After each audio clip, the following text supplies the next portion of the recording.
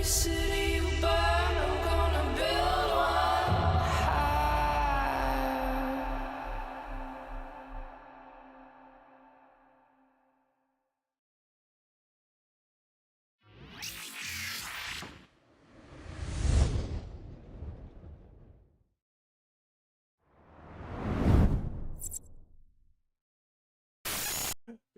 Greetings, fellow Imperians. I'm Ash Rothy, and here's my kitty. She's super unhappy. I was thinking that maybe her growling was going to get through the mic, but nope, it didn't. But here she is. Evil Motorsports wanted to say hi to my kitty, so she is mad. I'm gonna let her go now before she kills me. Like the stream for the kitty. That's just for you, Evil Motorsports, and anybody else who wanted the cat text. I know. It's super important to everybody.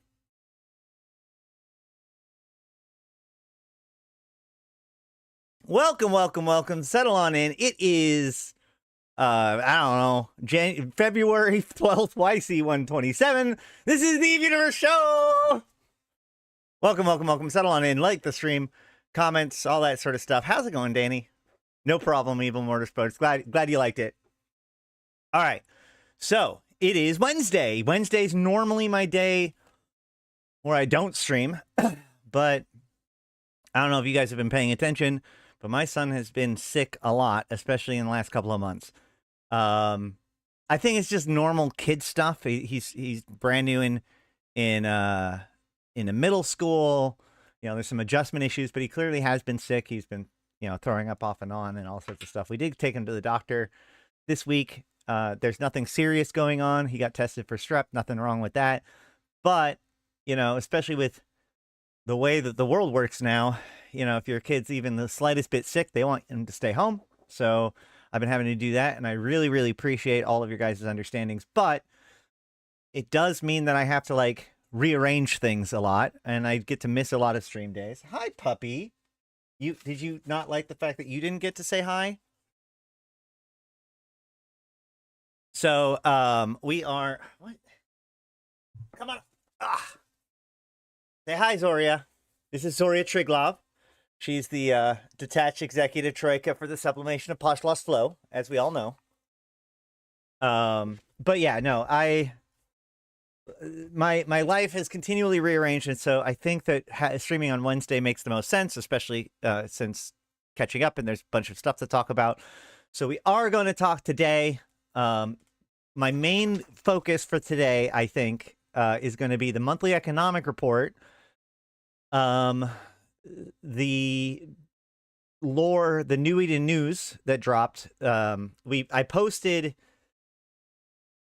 had 3 New Eden news kind of back to back to back within the last week because of what's going on with the Drifter Crisis sites. So the first one I finally got out. I was catching up a little bit. So we finally put that out to members, I think on Monday, and then was available to everybody yesterday.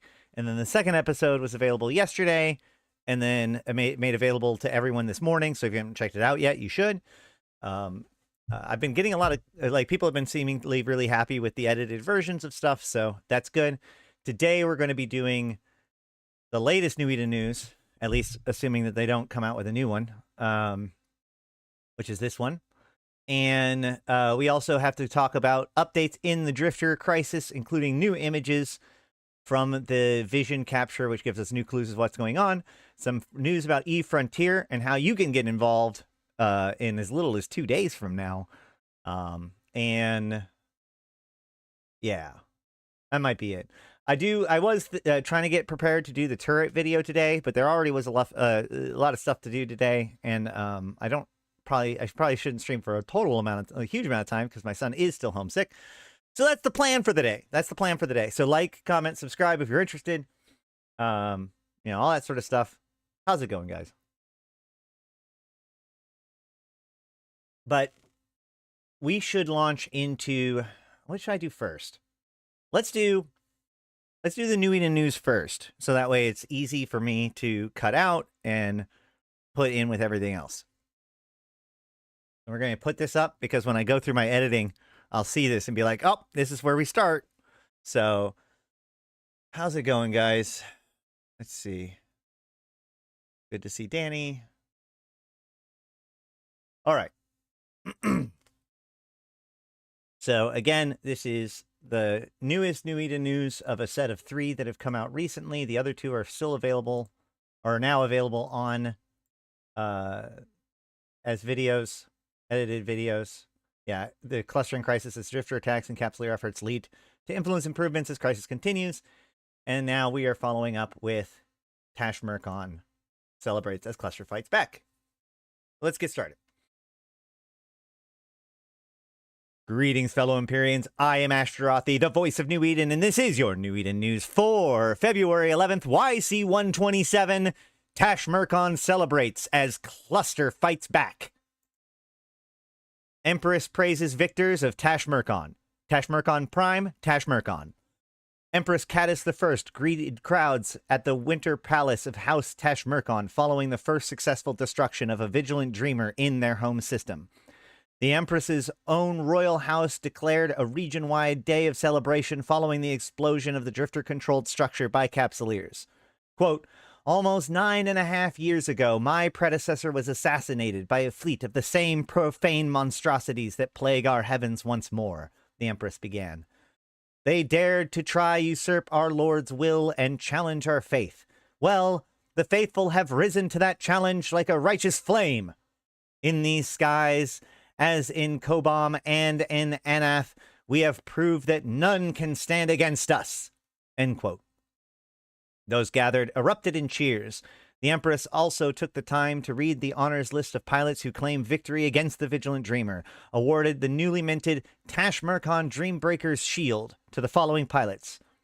Skyscream X, who struck the final blow, Ada May, Alicia Evelyn, Andreas Uhad, Balio Soph, Beauregard Jefferson III, Bilsonian, Chaos 1298, lowercase Chaos 1298, Capser Luis, D Apostle 17, Dabbington, Dutch Gunner, El Puffington, Face Eating Tumor, Law 1127, Lorgar, Plug and Play, Rimtas Joakas, Skuztazar, Aneto, Stavri, Tokar Zemanev, Torori, Kanto, and Velen Moonshatter.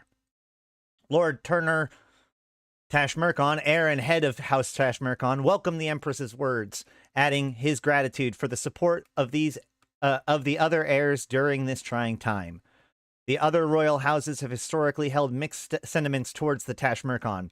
The Eudorian heritage and pragmatic economic approach have caused some members of the Holder caste to join militant terrorist organizations such as the Disciples of Purity, formerly Purity of the Throne, rather than acknowledge Empress Catis Tash Murkon I as their ruler.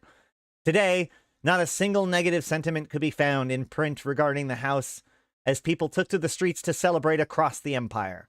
Lord Aram Ardashapur even went as far as to call their victory a sign of divine purpose, going on to say that, quote, in this time of conflict, we are blessed to have an empress from such a resilient people, end quote. First triumphs claimed by Caldari and Minmatar, while Federation struggles. The victory over Tash Murkon Prime was one of 8 drifter retreats across the cluster. The Caldari were first to push them back in Ishinumi, shortly followed by Minmatar Republic in Jafur. Both Caldari and Amar have claimed a total of 3 victories over drifter forces, with the Minmatar claiming 2. Despite providing the first warnings of incoming drifter attacks, the Galente Federation has yet to secure a system against the invaders. Chairman Akimakar Saraki has once again commended state forces and capsuleers alike in their successes in Ishinumi, Ceylon, and Ruvas. Quote, swift in their response, our loyal ships were first to force a drifter retreat.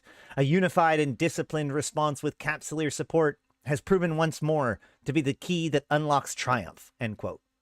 Mega corporations Lidai, Suikavesta, and Hasiota joined the chairman in his praise as the stations within the affected systems were able to return to business as usual. Saraki commented that, quote, when faced with an outside threat, There are no factions, only Caldari, end quote. Despite their initial lack of preparation, incredible effort by Mimitar forces and their capsular allies were more than enough to defeat the Drifters, first in Gafur, then in Nian. Sadmatar Maltu Shakur has cited these victories as, quote, proof of the importance of tribal unity, end quote.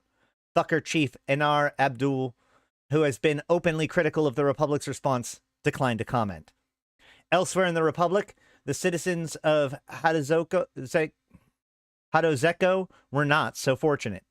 The command operations system military bases seemed secure in their endless war with the Amar, but many of their clans have suffered massive losses to the Drifters.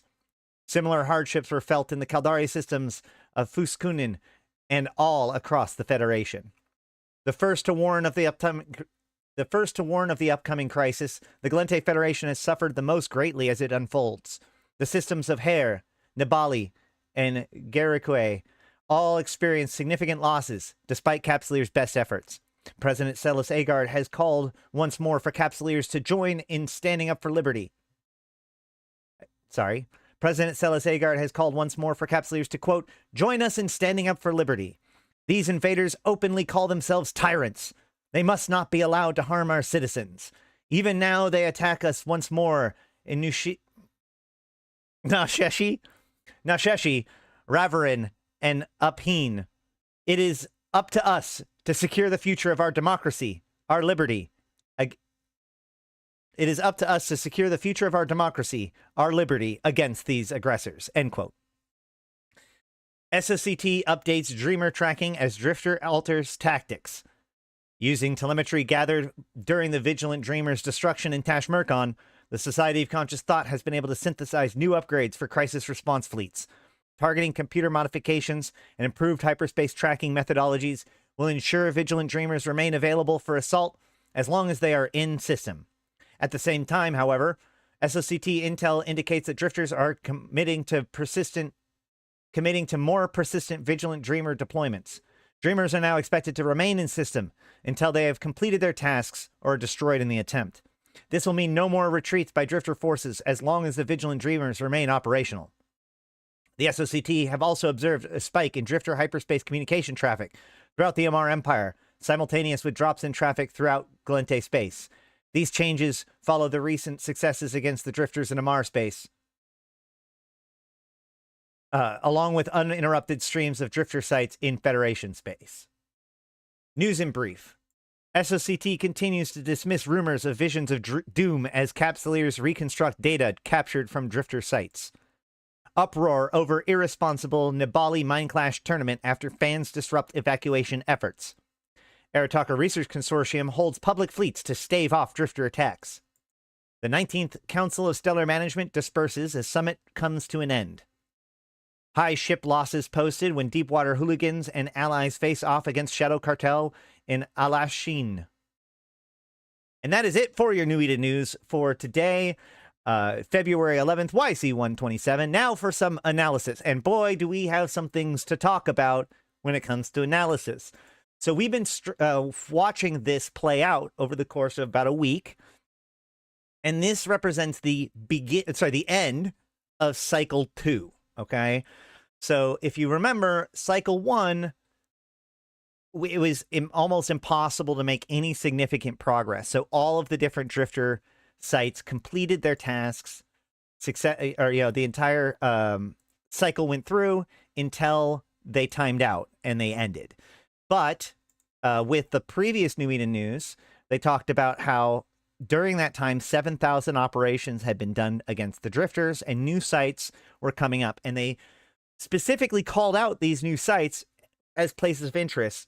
Specifically, Tashmerkon Prime was called out, as well as some other places, including the Mineclash tournament in Nibali. And I talked about then on the stream and in the video that we're going to be watching these things to see how it progresses. And we see a lot of the results of that in this latest news. So the biggest one, of course, is that we have now successfully destroyed a Vigilant Dreamer. This is an actual screenshot from Walter Islands, a Capsuleer, who recorded the Vigilant Dreamer site, which is a special site that spawns in drifter systems only after the influence has been pushed up to 100% by running the other 4 drifter sites. So there's a relic hacking site. There is a site where you have to cap up a dreadnought 3 times in order to destroy the Vigilant Scrutinizer. So basically, the drifters are putting this structure next to various homes and structures within the system and nuking that structure with all kinds of radiation and recording the torturous effects this has on the people inside of those structures. So you go in and you cap up the dreadnought and it blows up the thing that's doing that torture. The third site is you go to a place where the local defenses, Empire Defenses has defeated the sleepers in that area, and so there's just a bunch of wrecks for you to go in and salvage while sleepers try to attack you in order to get clones, military war clones out of those wrecks.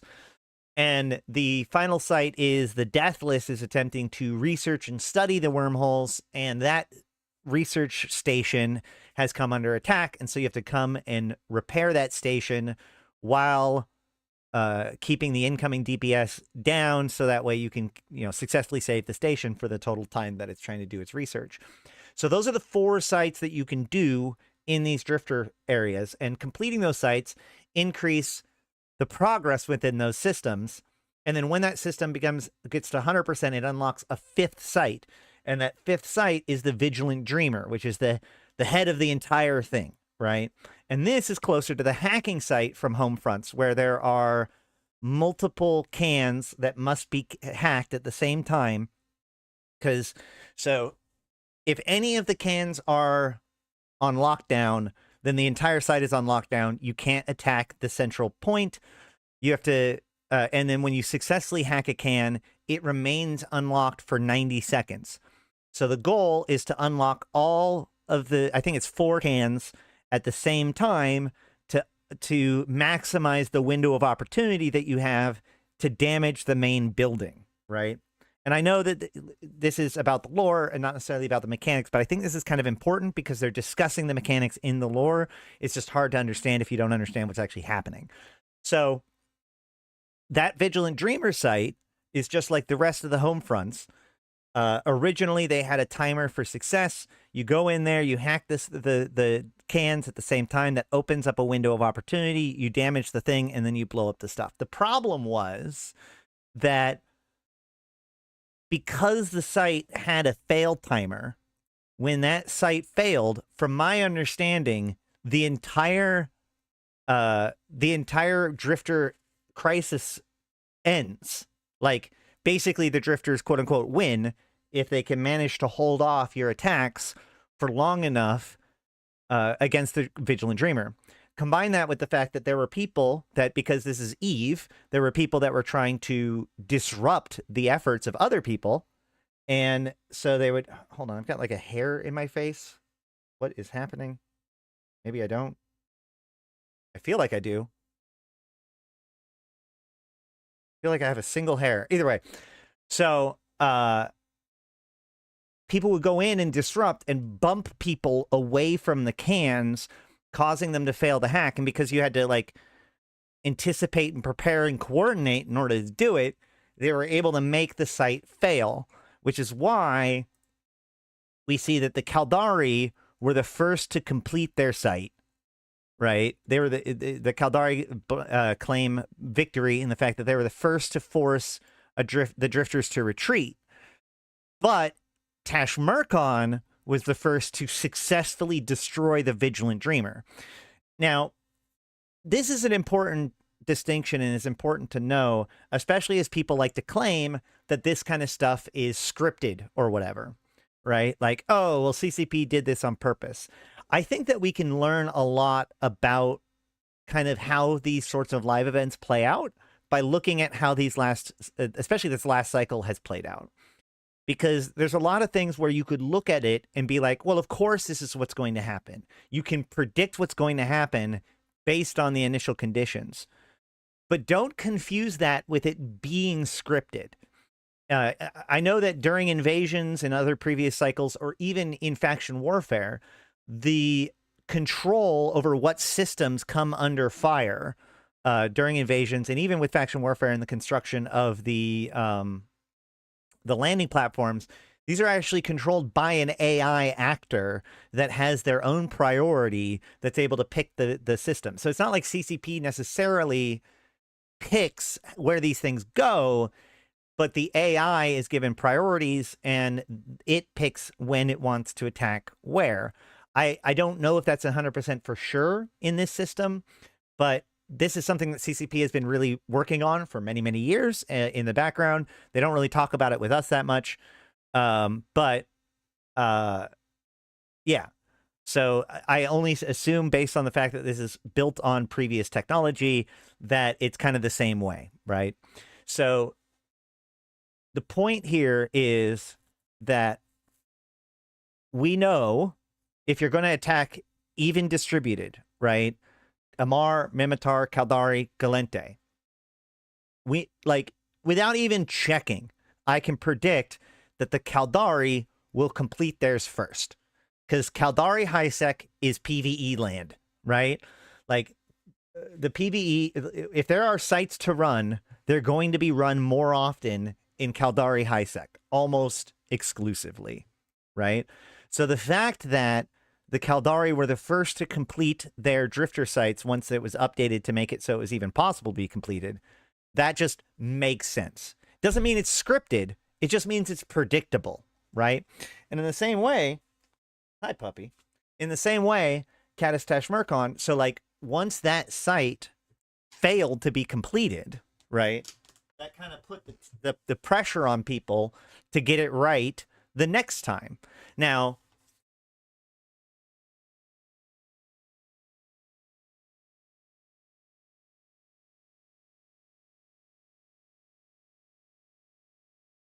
so just as much as it's predictable to say that the Caldari would probably be the first to finish their sites, it's also predictable to to believe that the Caldari are the most likely to be disrupted when trying to do something. I've said this many, many times before. If you don't want to get ganked in Highsec, mining or whatever, step one, leave Caldari Highsec.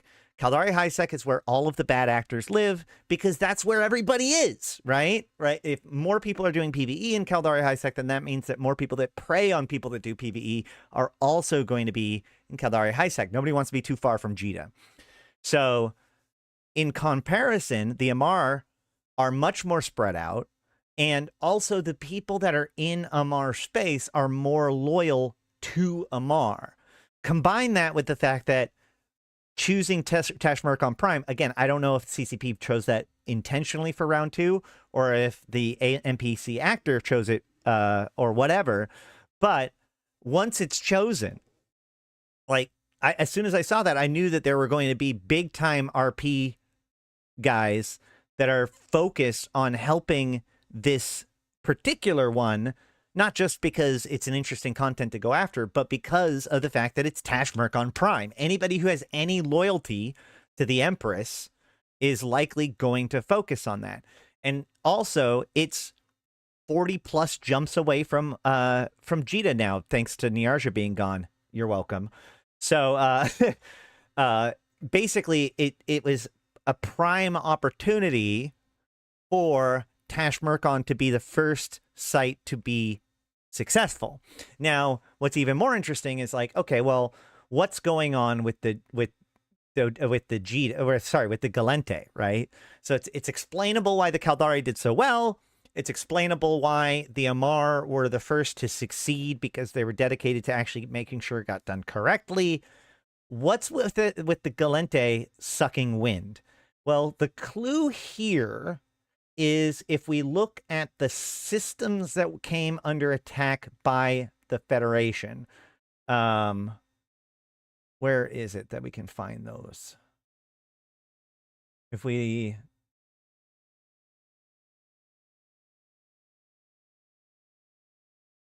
Where was it?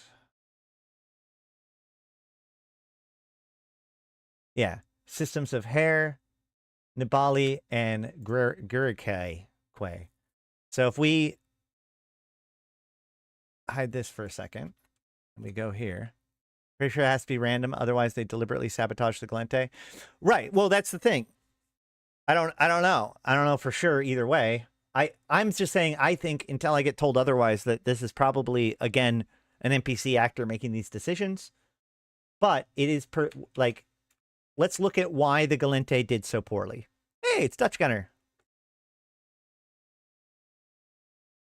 Hey, look. Grerique, whatever, is in Solitude. Solitude is the largest high-sec island in EVE Online. So Solitude, and if we look at the other sites systems, we can see Nibali, also in Solitude, and then we can go with Hare, and we see Hare is low sec, also Solitude. So all three of the Galente sites in this last cycle were all in a high sec island. So with all things being equal, and you're just opening up your opportunities window, and you're going to interstellar events, and you're looking to see what crises are there, and you go, okay, well, let's check out the Galente ones. Set destination, and every single one you set destination to is not in contiguous high sec. Why would you go there instead of going somewhere else? And that's what a lot of people did.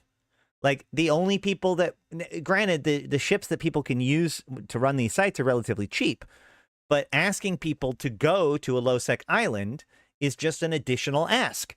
And so people are going, like, without it being worth anything more, unless somebody is for some reason dedicatedly loyal to the Galente and therefore are willing to go out of their way to do that with little warning, because remember, the entire thing played out over 4 days.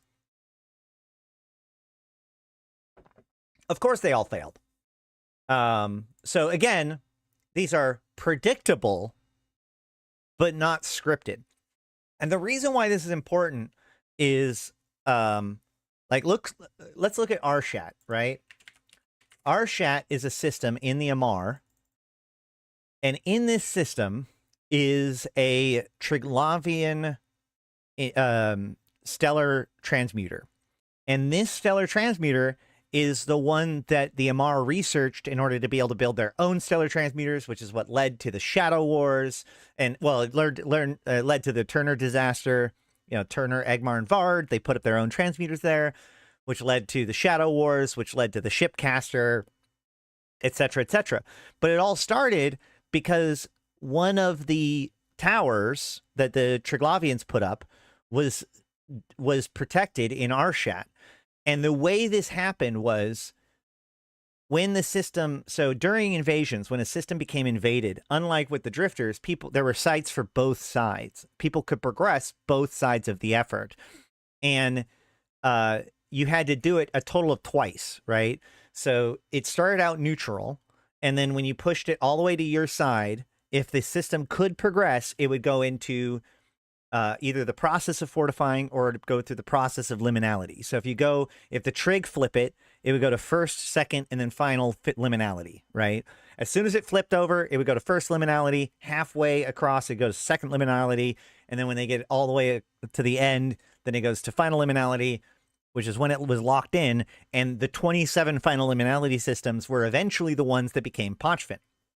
However, so it was understood from the very beginning of invasions that once a system progressed in one direction or another, it could theoretically be pulled back from the other side. And if it did, it would automatically flip back over to that side's progression. It wouldn't go back to the neutral state. It would go to the fortifying state, right? And the difference is that the Triglavians, the pro-Triglavians, I know because I was there, had effectively come to the conclusion that this was just mathematically impossible, right? That because of the fact that once it starts to progress, new sites start to spawn, and there's kind of a snowball effect. It was basically mathematically impossible for the Triglavians, like once the fortification process began, for us to pull it back and make it go liminal instead. Theoretically could happen. We tried a few times, and then people had just written it off as being mathematically impossible. That's what I was taught, or that's what I was told by people, and, you know, whatever. Then Pro Eating Calm guys did it. They did it. We got a system into first liminality, and they gave zero shits. They descended upon it with the largest force that we had seen from them the entire invasion, and they kicked us completely out and burned that system for like 24 hours and successfully grabbed it from first liminality and pulled it all the way to fortified. That's why that transmuter is there.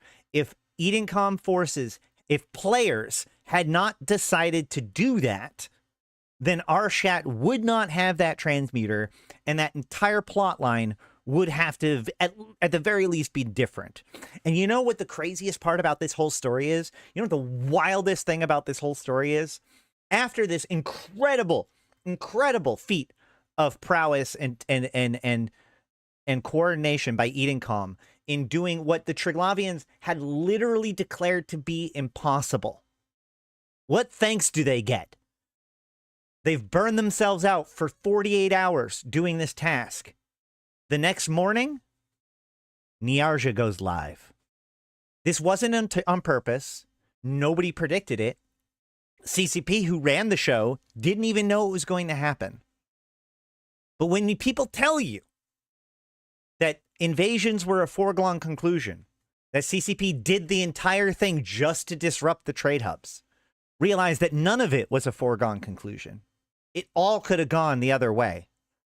And it was only these conditions, plus other pieces of the story, like Goon Swarm getting involved and Tess getting involved and a bunch of other stuff happening, that made Niarja so much of a firestorm as it was. But our chat was a big component of that people don't really talk about much. Didn't we have Triglavian data that they were surveying Niarja? Yes. We prior to invasions even beginning, we got the reconnaissance reports from the Triglavians, and the one star that we knew that they were interested in just by the quality of the star was Niarja, because they said that we were looking for Imminence Gold and Imminence Glory alike, and the only star that had ever been reported as being Imminence Glory was Niarja. So yes, we technically knew that Niarja was going to become part of this whole process a year before it happened. Oh shit. Hi. Thanks, Malik.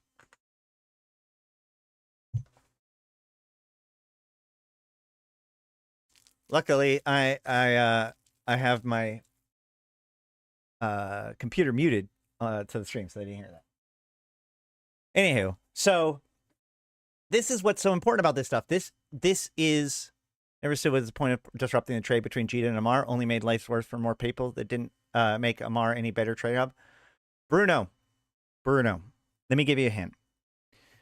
For as soon as and by the way, anybody who's still watching this for the Nuita news for today and the analysis, thanks for still watching. Like the video for all of this awesome commentary. No, I'm just kidding. So as soon as Raravas went nullsec, we knew the consequences, at least the starting consequences of invasions, right? We knew that there were consequences. We could turn not necessarily every system. We hadn't quite figured out exactly what made a system eligible or not. But we did know two things. Some systems were eligible. An eligible system, well, three things. Some systems were eligible. Eligible systems could become nullsec. Niarja was eligible. Those are the three facts I knew. And so I went to every pirate group I knew, every null block I knew, and I sat down with them. I remember teaching, because Goon Swarm showed up during Raravas, but because they hadn't set up their overview correctly, they spent the entire first day killing a bunch of the Trigs and helping Edencom because the Trigs were attacking them by default, and Edencom was not attacking them by default, and they didn't know any better. So I had to sit down and like explain to their FCs like how the actual fighting over systems went. But I made sure, and I talked to a bunch of people, and I was like, so you paying attention to this invasion stuff? And of course, all these guys, all these pirate groups, all these faction warfare guys were like, no, that's stupid PvE stuff. And I just asked them, what are you going to do when Niarja goes live? And they'd always be like, wait, that's a possibility? I'm like, yes, it is a possibility. So like I was at least seeding the seeds of the conquest of Niarja for months before it actually went live. You might want to ask yourself, why am I doing that? Is it to make Amar great? No, absolutely not. Absolutely not. What does Ashtarothi care about? Ashtarothi cares about Dodixie. You know what killing off the trade route between Jita and Amar did? Really helped Dodixie. So sometimes you got to think a little bit deeper about what the motivations could be. By taking out Niarja, I made... Not saying that obviously it was way more than just me. I'm not trying to be like, haha, see how cool I am. That's not my point of what I'm trying to say. My point is that there was a very good purpose for at least my motivation to take Niarja, and that was to make Dodixie great again. And I believe it succeeded, at least somewhat. All right, so Dodixie rules. Yeah, exactly. Dodixie's the best. Well, that and Zarzak now, but regardless. So back to what we were talking about a little bit. Like I wanted to bring this up because this is stuff that is happening. And you the player, can affect how these things are playing out. The reason why, now I could predict, when the 3 Galente systems all fail to complete because they're all in solitude, I can always sit back and be like, tosh. How obvious. That is a predictable thing to have happen. But you know what? It would have taken 10 people. If 10 people had given a shit and just been like, nope, we're going to make this happen, and brought their fleet to Solitude and ran them there in their T1 cruisers and destroyers. It's not that hard to move it to, the high-sec island. If anybody had actually decided to do that, they would have succeeded, more likely than not. It's not like anybody was contesting them in those sites. So there's nothing that forced it to be this way. Every step of the way, players are either playing into the initial conditions, or they're doing their own thing with it, right? Dutch Gunner right now is in this system because it is out of the way, and also because it's Mimitar, and he gives a shit about that, right? So this isn't just CCP making a script. These are players making decisions about how they engage with this stuff that is coming to fruition in the form of affecting each step of the way, making certain political powers in the universe stronger or weaker, right? You know what President Celis Agard can't afford right now? Too many losses. She's about to go up for re-election. I'm pretty sure she would like to get some victories under her belt. You want to help make sure that Celis Agard gets re-elected and people are happy with her? Go help run the sites in Galente space. You want to make sure that the president goes into her re-election process in the weakest state possible? Make sure, don't help out the Galente space. Go help out Caldari space or whatever. You said that we knew about this. Why did we lose every system? Yeah, well, yeah, exactly. And so there are going to be, just like I said, like with the Arshat situation, right? Nobody would have predicted that the entire plot of the next year, I think it was, like a year later, the entire plot of that summer was going to hinge upon that specific transmuter that was captured, right? Nobody could have predicted it because nobody thought it was going to happen. So that decision by those Edencom forces changed at least the texture, if not the direction of the story from that point on. And in the same way here, individual victories and individual failures, while it isn't necessarily going to make a system join Pochfin right now, but they are affecting this story as it unfolds, as these different, as the empires are in critically weak positions, almost across the board, and working towards this ever increasing crisis. So this is a big piece of like what it means to get involved. Plus, you get a bunch of ISK for it, and you get a bunch of rewards for it. So I think this is pretty cool. I like the fact that they called out by name the people who participated in the successful fleet. And they did actually get they actually did get this in-game medal, right? In-game medals are very rare, but they do put them out for purposes. And we can see on Dutch Gunner here, he has that medal. So this medal, Kashmirkan Dreambreaker Shield, it's been awarded to 24 people. This is it. I think this is also, it's the first to sunder the Vigilant Dreamer. No one else is ever going to get this medal before. Nobody thought that they were going to get this medal. But now Dutch Gunner has this medal, and he'll always have it. And I'm sure that he cherishes it, and it'll be a token of his remembrance. This is what makes these kinds of events so exciting and worth getting on top of. Okay? So please go ahead and pay attention to Dutch Gunner's Fleets, Air Talkers Research Consortium, and the Invited. My alliance have been working to run these sites and help against the drifter crisis. It's good ISK, and you might get your name in the New England News. Let's see. Anything else to cover in this before we wrap it up? I do think it's fun. Like, we didn't actually get too much of an end about it. We do see that there was complaints about the Nibali Mind Clash tournament. I wonder if this will ever matter. I don't know. Either way, it could just be fluff. Been getting 8 to 900 million ISK an hour in those Lancer sites with 5 OGs. I don't believe you. So like the lowest. So first of all, that actually is a pro tip for people. Well, no, I'm going to have another segment in a few minutes to talk about that. Well, they do constantly respawn, but if they take more than 7 minutes, oh yeah. If are you talking about 8 to 900 million ISK per hour for the entire group, or per individual? Okay, yeah, no, that checks out. Because yeah, across all 5. All right. Well, either way, we're going to talk about this more throughout the course of the stream. But for those of us who are here for just the New Eden News, this has been your New Eden News for February 11th, YC127. Obviously, this is a developing operation.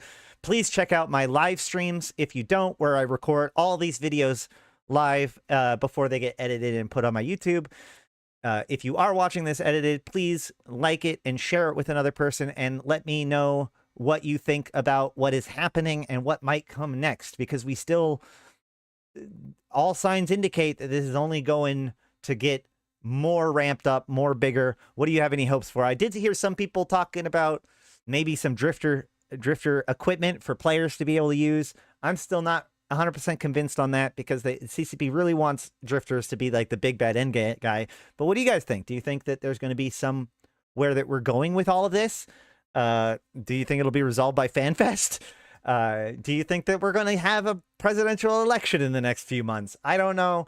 But if you want to find out about it as it happens, make sure to subscribe to the channel and check out my stuff as I record it live, or just watch the videos as they come out edited. But with all that said, I've been Ashtarothi, the voice of New Eden. Until next time, I'll see you in space. Okay. Tech 4 ships. There you go. Mods I can see, especially as we've gotten them before. Yeah. Well, that does set up the precedent, right? Because it might be, who knows? Maybe we'll get drifter ships. I doubt it.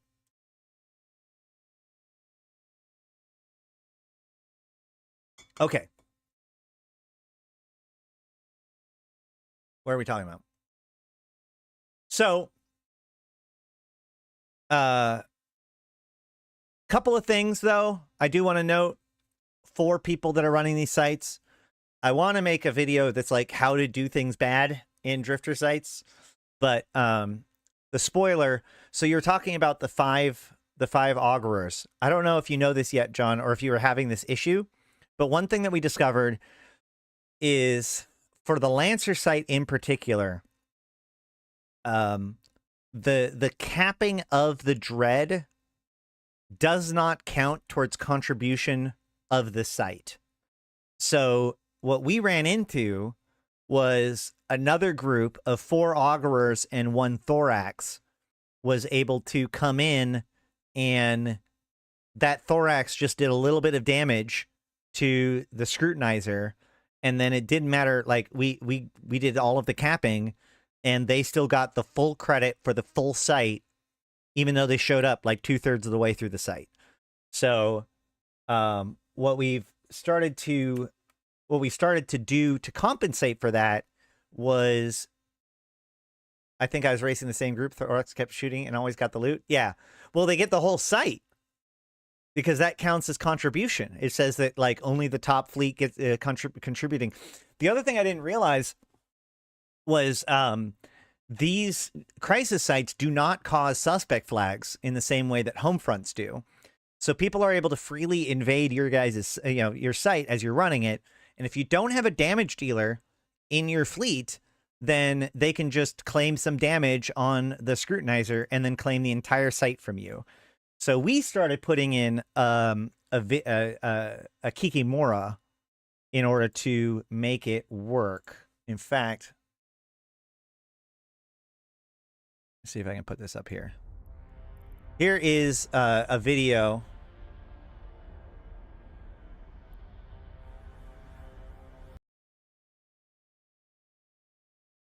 of us doing the Dreamer. And you can see that I am actually in a Kikimora. So my job, like the reason why we went with the Kikimora was because we already had the Kikis from the Deathless site. So just dropping 1 Kiki in there with 4 Augurers. The Augurers, there's not enough damage on the field to really worry about that. You can still cap up super, super fast with the Augurers. We can we still got 7-minute sites. I don't know how long your sites were, John, but we were getting 7 to 7.5-minute sites, even with a Kiki operating. And then they couldn't steal our sites anymore. Yeah, 7, 8. So yeah, you're not losing very much time, if any. And you're able to secure the site more effectively. And I got to make some really cool shots because the Scrutinizer is really pretty.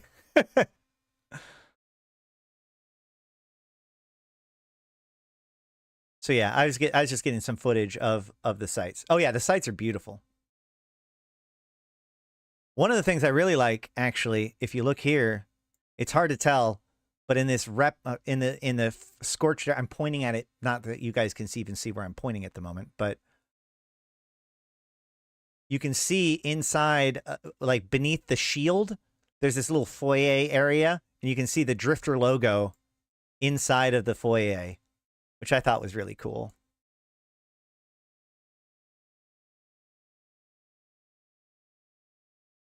But yeah, the whole deal with this structure, I didn't realize this at first. I thought the structure itself had people like trapped in it and they're torturing them, but that's actually not true. If you come in at the very beginning, you can see that there's the Scrutinizer, and then behind that is another building. It's the clan holding. The Scrutinizer is actually nuking everybody inside of that other building.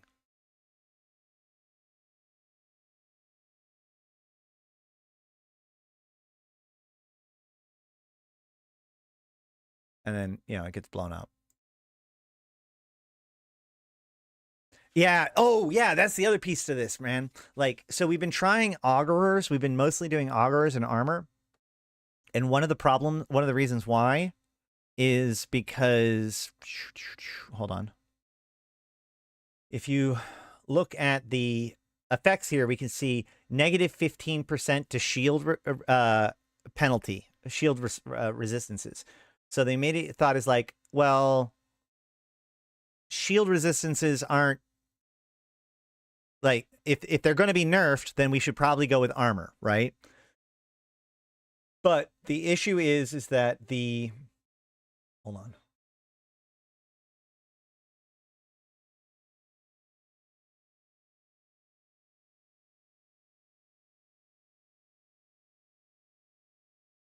We can go with scrutinize. Where's the scrutinizer?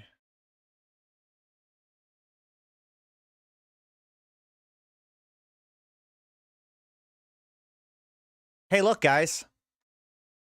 Yes, we are Live Punch. Hey, look, guys. Look at all of the resistances that the scrutinizer doesn't have. Oh wait, no, not just the scrutinizer. My bad. Because we were talking about the wormhole. The wormhole site.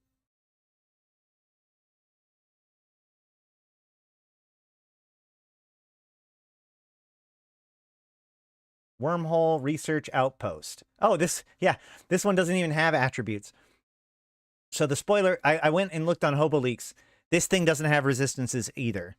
So we're actually, because the incoming damage, the damage threat to the fleet is relatively low, we are interested in experimenting with shield comps when it comes to the Deathless site. But otherwise, right now we've been still doing like the 3 Augurers, 3 Kikis, but honestly, in order to ensure that it works out right, we've been going with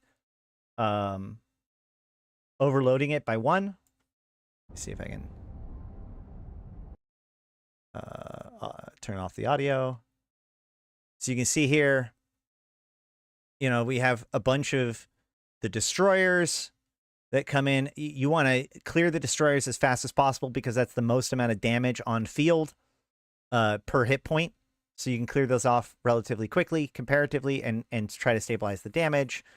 Then the next biggest priority would be enervating and soothing. Soothing makes it so that it's slower to kill the damage dealers. And the enervating newts your own guys. So you have to balance all of that in that site. Right now, we have been able to solve it just by having usually more than 1. But yeah. Yes. Hey, I muted it so that way we don't hear all of our chatter. But yeah. So that's that site. Anything else we got to talk about with that? No, I don't think so. But can you do it in Executor Scythe? So the reason why, in general, if you can have a cap chain up, you can just get more raw throughput with an Augur or an Osprey, just because they're designed to lock together. In addition to that, with the amount of cap pressure that is on the field, trying to be independent without cap chain is a big ask. Though that being said, with those 2 pieces, sure, Executor and Scythe could theoretically be useful. One of the things I've considered is the idea of like having, theoretically you could maybe even have like two Augurers and an Executor, for example. But I haven't seen any good evidence. So the Executor and the Scythe, especially the Executor, reclaims a lot of its rep power by using rep drones. And drones are already kind of a hassle they like to kill the drones. But also, even though there is a drone speed and damage nerf, we kind of need every drone or every amount of damage possible to kill the rats fast enough. So that's why another reason why we've been thinking about trekking out like a shield comp where we can go with something a little heftier than a Kiki. But we'll have to see. By the way, Malik, I think that your fit for the Bellicose is good, but I think that one of the shield extenders can be removed for a target painter. Yeah, I think that I agree. I think that the Scythe and Exec are both very powerful ships, but not when compared to like when you have more than 2 or 3 and you have a cap chain, the raw throughput of the Osprey and the Augur are going to be higher. Okay, well that works too. All right, so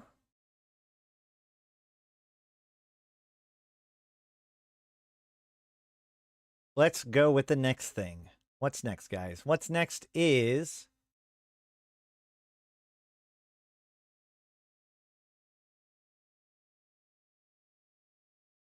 so previously we were talking about the new drifter slices of information, right? So the fishing expedition sites, and actually from some of the hacking sites and stuff, we've been getting these spectral vision captures. We started out with only 3.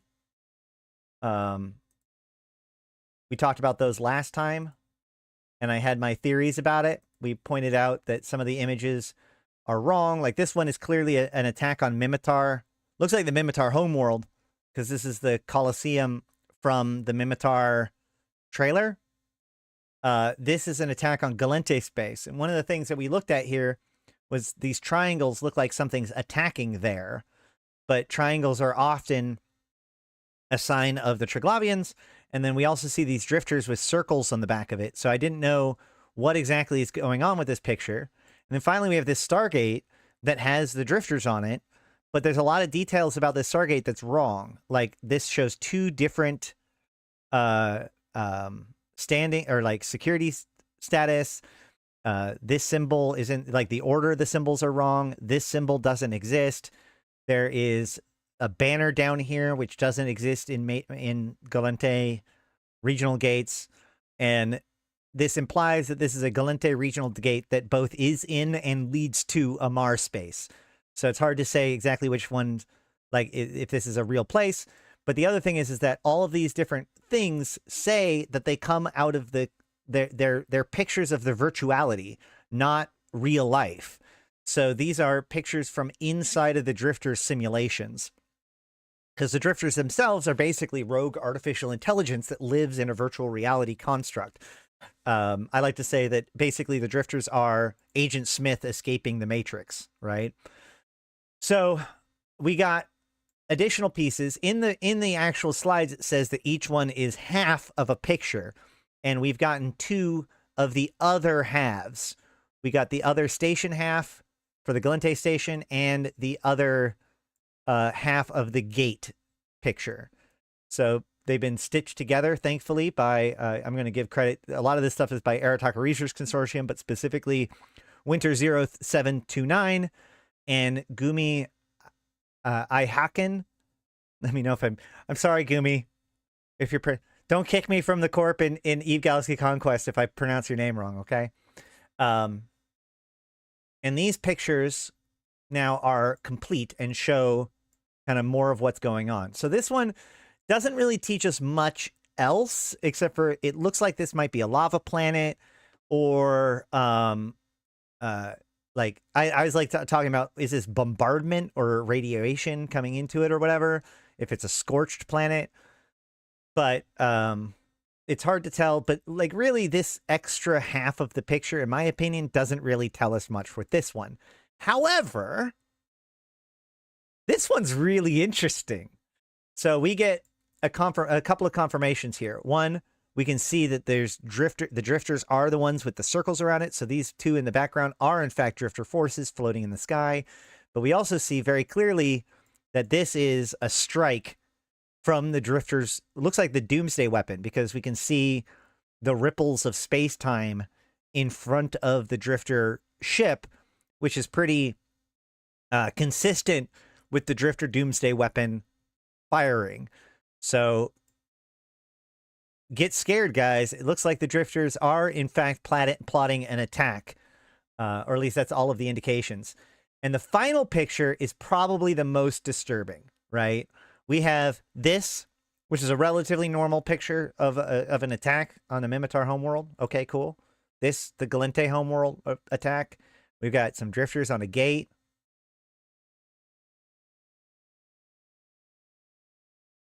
And then we have the Warden picture. Whoa. So we can see here that like there's something going on here. And this is, I think, so the Warden, remember, is a virtuality. It is a virtual reality space. Well, the Warden is a communication tower. The Fulcrum is has a virtuality, a virtual reality space in which a bunch of the Arkhambine have been traveling en masse. A whole bunch of clone soldiers have been traveling to Zarzak to become integrated with the Fulcrum to become what we now know of as the Vanguard.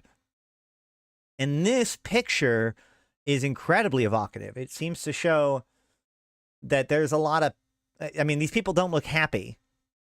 I don't know if this is an accusation about the drifters, or like the drifters are making about life in the Warden or the construct, or what's going on. But yeah, I think I'm just going to leave this as it is. Do you guys have any thoughts or feelings about this picture? It certainly is the most evocative of the pictures that we've gotten from the drifters so far, and we still have 1, 2, 3, 4, 5, 6 more to go, which means we have the other half of that picture that we just looked at, plus the other half of the Mimitar one, and 2 other images that have yet to be acquired. What's the thing over the mouth?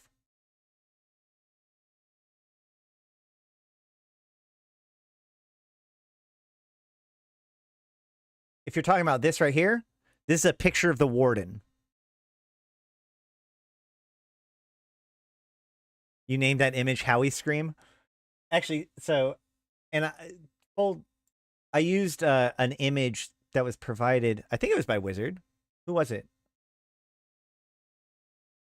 No, it was Ari. Ari posted a better mirror. I don't know whether or not he made it or he found it. But this is what happens when you mirror that picture against itself. We don't, obviously, I think that there's going to be a second picture that goes here instead, but it does help kind of show off how fucking crazy this picture is. Yeah, this is, I don't know, man. This one gives me the willies. These dudes look like, it looks like a picture of hell, doesn't it? Like souls, like almost like you would expect from like the river Styx. So, you know, just when you thought that things were going to be pretty normal, here we go. And that's it for these. Let me know whether or not what you guys think about these. Comment down below. I might edit this out into its own video to show them off, but just in case, yeah, if you guys get any more pieces, or you want to stay like tight on the news, make sure to go check out the Air Talker Research Consortium. Do I have it? I think maybe I have a link for that. Do I have a link for that? Well, the outline in the middle is from it being mirrored. No, I don't have apparently. Oh, well. I guess hit me up in Discord and I'll help you get to the ARC Discord if you need to. All right. Next.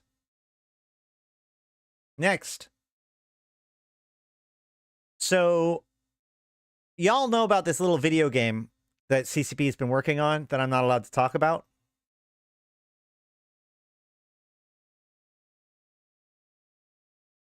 There's this little space game that CCP is working on that I'm not allowed to talk about because I can't guarantee that everyone here has signed the NDA. We've talked about it before. So we're talking, of course, about the Eve Frontiers. Eve Frontiers. It is the new blockchain-backed MMORPG being made by CCP right now. I've been playing it off and on, but in order to talk about it to any, it is under non-disclosure agreement, right? You can, of course, sign the non-disclosure agreement simply by making a login on the website. When you make a login on the website, you actually part of the process of making a login on the website is that you sign the non-disclosure agreement. So, you know, if you're interested in learning about the game, you can do that. See if I go, agree to non-disclosure agreement. This is part of the registration process. So by checking this, you come under the non-disclosure agreement. So I could theoretically talk to you if you've registered for an account. But given the fact that this is a public video, obviously I can't do that. So I can't give any of the details, too much of the details about the game. We have done a couple of videos where we have gone over the white paper and other public information about eFrontiers. And in fact, we do have a new piece of public information over here on the Twitter where, check out this awesome, look at this thing. So first of all, we can see here, hold on. Let me open a new tab, see whether or not I can do this. Yeah. So we can see this. This is a ship. This is a player's ship. We can see the different shots coming up. And over here, there's a ship too. So this thing that they're fighting is huge. Okay? That's first and foremost. But it says riders from another number of different tribes across the frontier and spearheaded by the tribe's Reaper and its commander, Michael J.D., engaged the hostile feral Moon Eater today in the system of F:272L. The fleet, containing a large number of Axti-class battlecruisers and Flegel-class cruisers, was larger than any previously seen in a single engagement in the frontier. The riders managed to deplete the Moon Eater's shield integrity enough to trigger a previously unseen enraged state, resulting in the near decimation of the attacking fleet. Those who managed to escape have since regrouped and begun planning their next strike. Credit to Taptic for capturing this image of the Moon Eater locked in combat with the Rider fleet. So this is the level, this is what we're dealing with here. Are you interested in getting into it? I can't tell you anything more about this game besides what we've talked about already, but I can offer you the opportunity to try it for yourself. With all that said, hold on.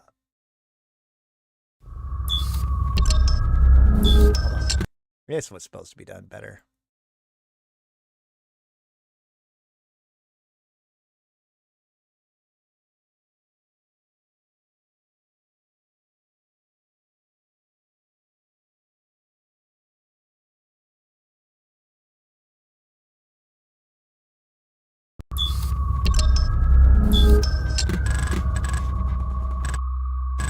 Oh, there's so much lore in it.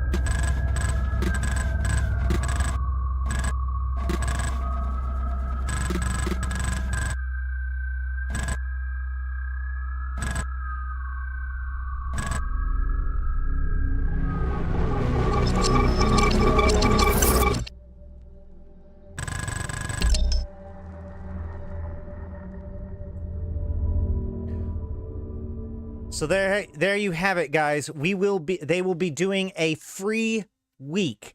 Anyone who is interested in checking out eFrontiers for themselves, starting in 2 days.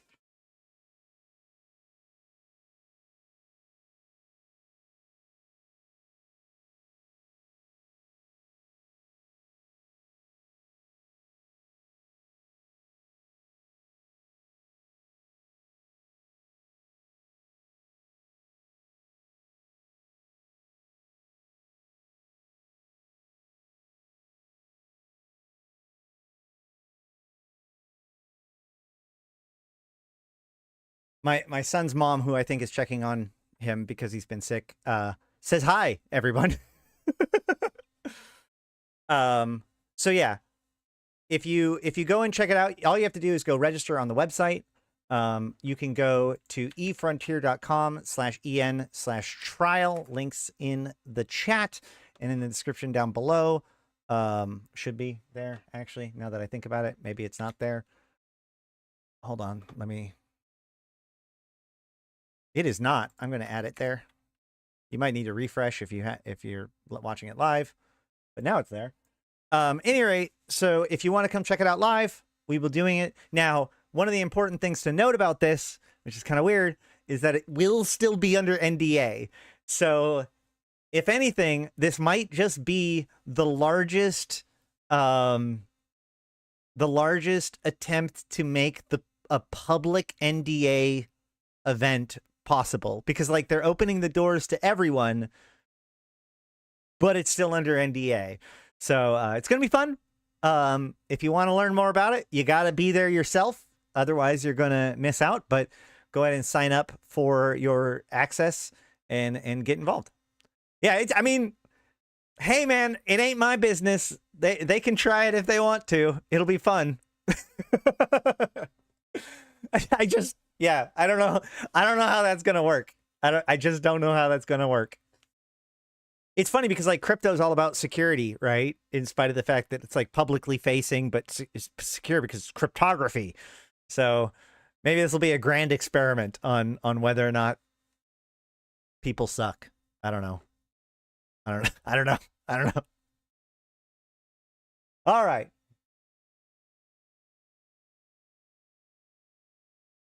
And I guess finally for today, let's cover the monthly economic report. Hey, if people leak stuff, at least it's not my Eve account that gets banned. Hell yeah. Yep, exactly. You guys don't leak anything. It's a bad idea.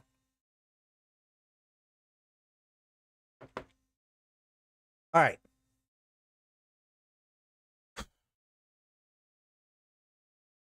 What a contentious issue. Let's look at the monthly economic report, guys, and see what we can get out of it. So, added the missing revenant expansion markers, fixed an issue with the non-scaling axes. The mining value saw a significant increase in January with an average daily rise of 24.8% compared to December.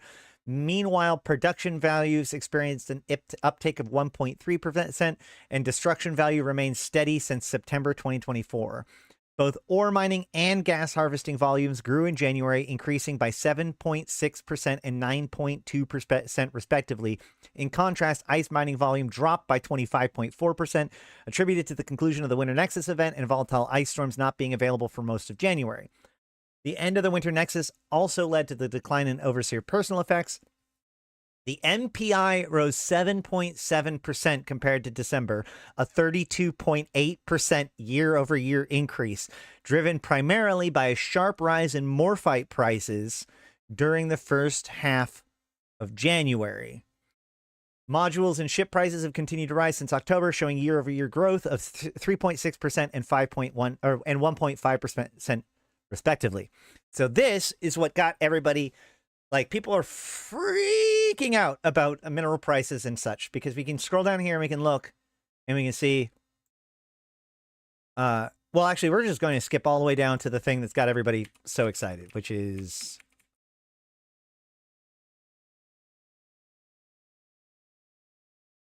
look at that mineral price index. Just to the moon! To the moon! Why is the mineral price index to the moon? Because we no longer mine moons, ironically enough. So this is what people have been kind of losing their mind about, where the mineral price index has a delta of 32% when it was already at a very close to all-time high. You know, we see the scarcity spike, and the price of scarcity had basically been the new price until January. Well, October, November, December, and January, the mineral price index has exploded. Now, a part of this is because of the equinox changes went live, required for everybody in, I want to say October. So that's definitely going to be an influencer here. But let's go back to the top and look at this, because they're definitely showing off a whole bunch of the information here and talking about its effects. But one thing that I think is worth noting is, sure, there's this big price in mineral value. So one thing that's worth noting is we can see this giant spike in the value of this chart, which is the mining. But the difference here is this is the 30-day moving average of market price based on the refined value with 70% efficiency of the rocks. Okay. So this uptick is actually really interesting, because if we go down and we look at asteroid ore mined over time, we can see that there isn't, I mean, there's a small uptick from 1 point, maybe you could argue 2 billion, like on the 2 billion line, to like 2.5 or so, maybe, when it, if you want to see this like step up. So you could say like maybe there's maybe a 10% or so, 10-20% increase in mining. Maybe, probably not. It doesn't actually look like that much of a difference in how much is being mined. But, and in fact, we can see here more specifically, the ice mining and ore mining did grow, with ore growing by 7.6%. But this growth here, that's more than 7.6%, right? That goes from 1 trillion to like a little bit over 1 trillion to a little bit under 2 trillion.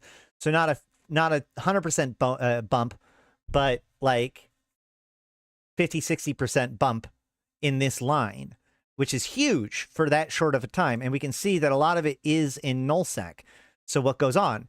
And that's what they're talking about, is the fact that what we're seeing is that there's a small bump in how much is being mined, but a big bump in the value of that stuff being mined. So this increase here is actually more representative of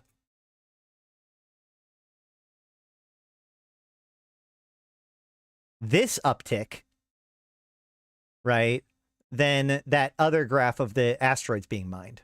Okay, so that's the first thing to note.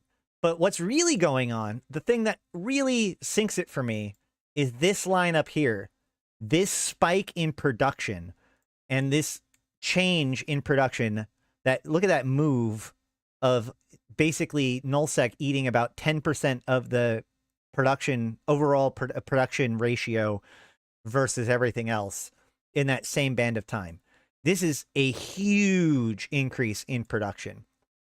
And we can see, if we scroll down here to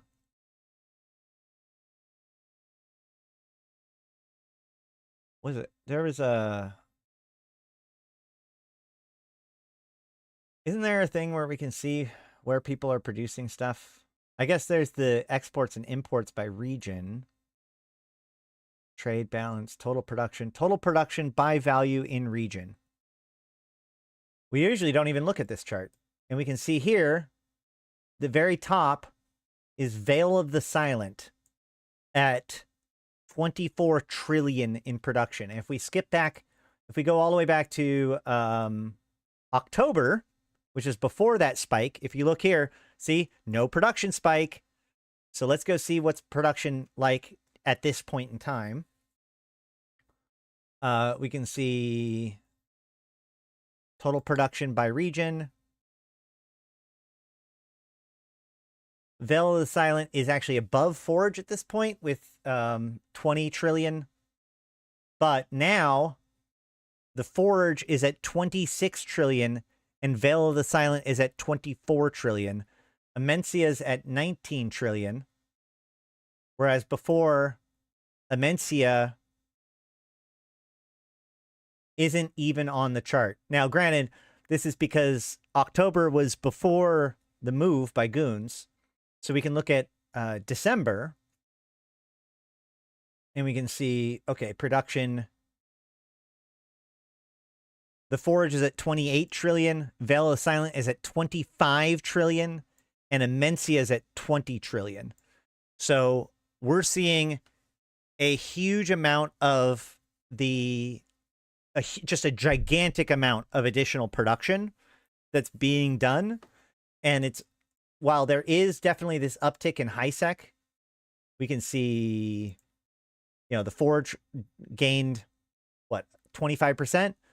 This change from 16 trillion in Delve to 18 trillion in Amencia, that shows that the Goon Swarm has basically moved to Amencia from Delve.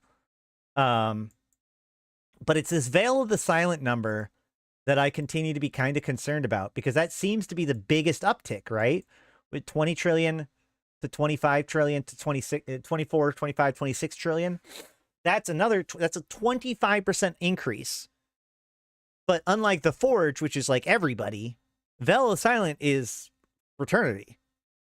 So we're seeing a huge increase in production by fraternity, which is in line with a lot of the other increases that we have seen when it comes to fraternity and their farming and production, to be ready to go.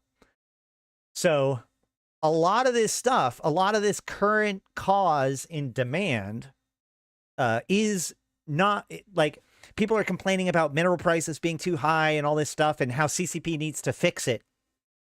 But this is the market working. This is Eve being Eve, right? These mineral prices are happening. Yes, there were nullsec changes, and some people have adapted to it. Some people have not adapted to it. But the point remains that the current phenomena of mineral prices being changed is in large due to this huge demand in production, where I don't necessarily know where that's going per se. I imagine that people are stockpiling and building new facilities to kind of rejigger things with this new world order of how nullsec works now. But they also show that like morphite prices have exploded. Now, so nullsec is correct in this regard, that one thing that these nullsec changes did was significantly change the availability of morphite in the universe, which made morphite into a bottleneck again. Anytime something is the bottleneck, its value is going to go up pretty high. And everything else is going to get suppressed because basically that bottleneck is the thing that's important. So as morphite becomes harder to get, its prices are going up, which makes nullsec mining worth more. But remember, this nullsec mining that we're looking at, oh, this is value. So the value has gone up, but the overall quantity has not gone up very much. So that's something to keep in mind.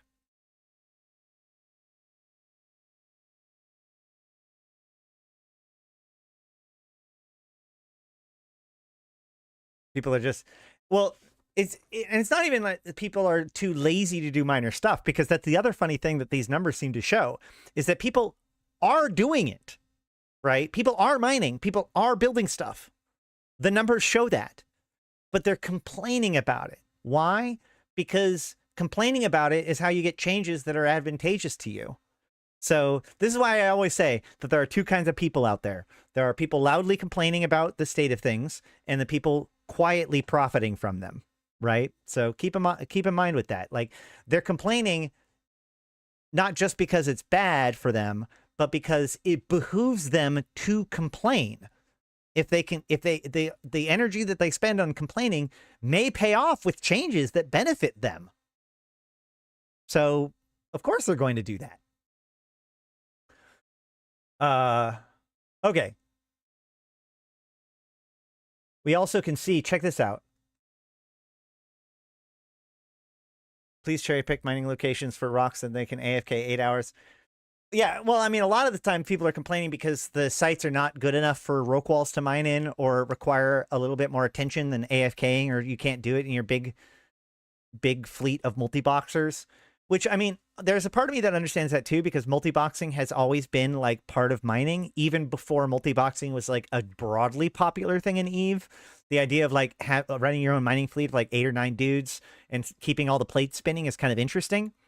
But if that's what's interesting, then having these rocks that actually force you to keep the plates spinning isn't necessarily that bad of a thing, I wouldn't say. But there is a certain amount of like adapt or die that needs to happen. And a lot of people that don't want to adapt are just going to complain.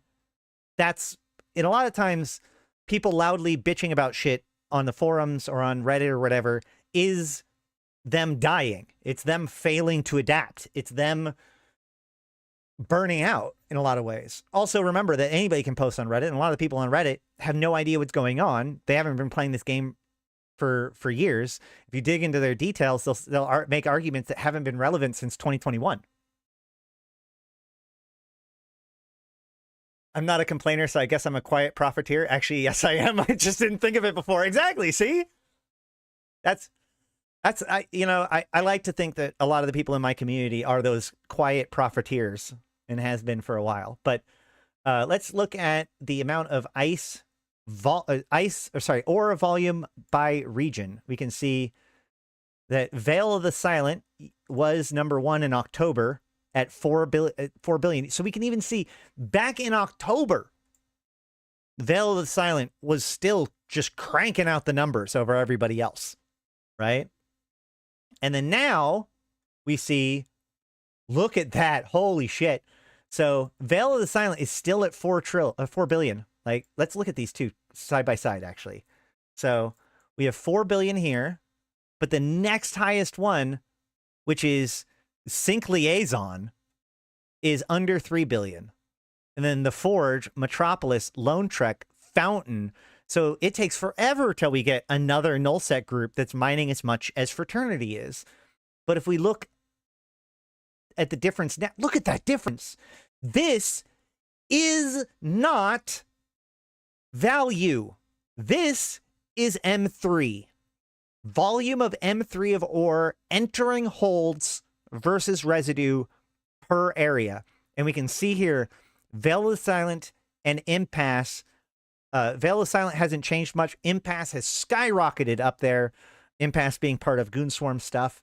Metropolis and the Forge and Sync Liaison now in 3rd, 4th, and 5th place, with Amencia coming after that.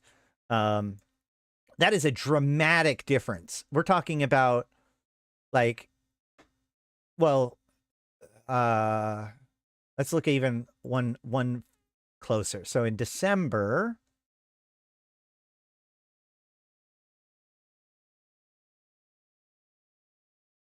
in December, we see that Impasse actually has this big spike up, but so it's fallen below it with Veil of the Silent here. So you can definitely see the effect of the Goonswarm moves to Amencia and these places, and Impasse rather, mine the shit out of it, start producing stuff. But we can see that throughout it all, Fraternity is just cranking out the numbers. And they haven't seemed to be very impacted.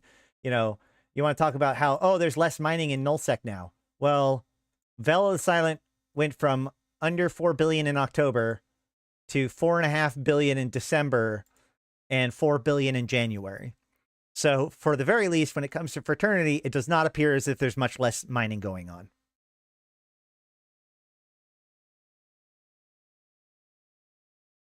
They should allow alphas to mine. So actually, that's an interesting point. Alphas can mine, but it's a little bit like, okay, so if you think about it, I've talked about this before. Free to play, when it comes to free to play, it's okay for free to plays to be soldiers and consumers, right? Because the market will balance that. If I had an infinite number of alpha clones, it wouldn't matter if I didn't have an infinite number of ships to put them in, right? So as I try to scale up my alpha force and my ability to do stuff, like, the fact that I'm a consumer will naturally balance my ambitions. Whereas if I'm a resource extractor, so if I can mine and do industry and stuff as an alpha, that scales infinitely. I can just keep mining different belts and different stuff with all these different guys. And so I've said for a long time that alphas can't really be good producers, because then they would scale infinitely and there would be no point in doing non-alpha production, because you're competing against people that have no overhead per se. So, and that overhead is what's important, right? Let's go back to that multi-boxing miner group that I was talking about earlier. The key piece to this is that miner has to justify the amount of plex it takes to keep all of those accounts running.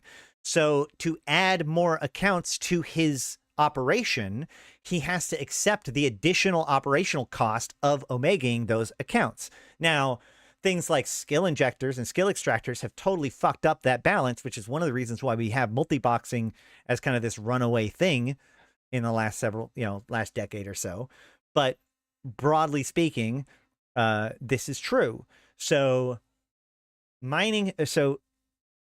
alpha clones can't just be allowed to get into mining, because that would get into everybody's way.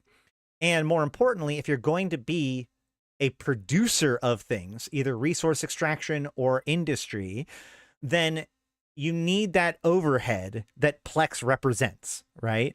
I have a 2.5 billion ISK over, or 3 billion, whatever it is now for to have Omega for the month, overhead cost per character to make that character Omega.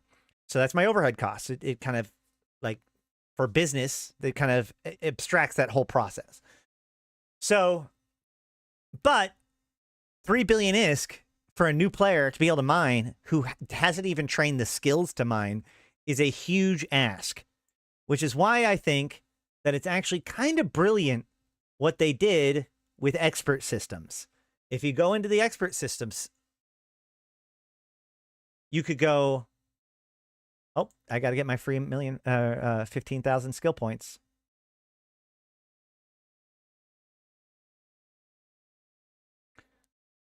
So if we go down to the expert systems, we can see, okay, if we go to services, there is the mining barge operations expert system. This thing will give you the ability to use mining barges for a week, regardless of whether or not you are an alpha. Here, I think we have to go here to look up what all it does. Expert system. Oh, yeah. Mining barge expert system. So you can see that it gives you everything you need to fly the Tech 1 mining barges with strip miners, and it gives them to you for that 7 days. You don't have to train it. You don't whatever. So for 7 days, it doesn't matter whether or not you're Omega or Alpha, you can just use your mining barge for a week. And this only costs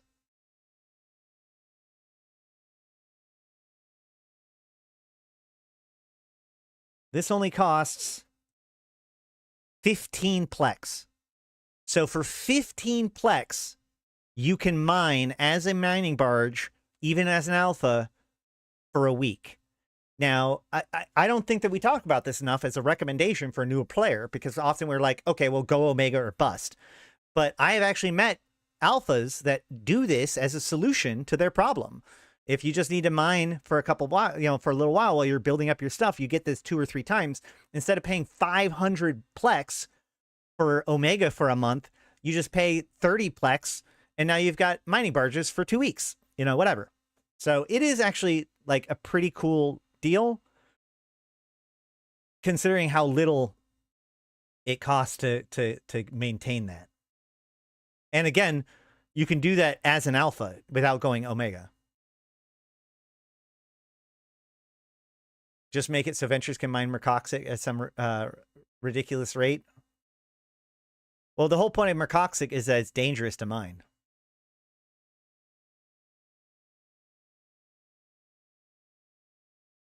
$6.5 million Plex per Plex ain't that cheap anymore? Hold on.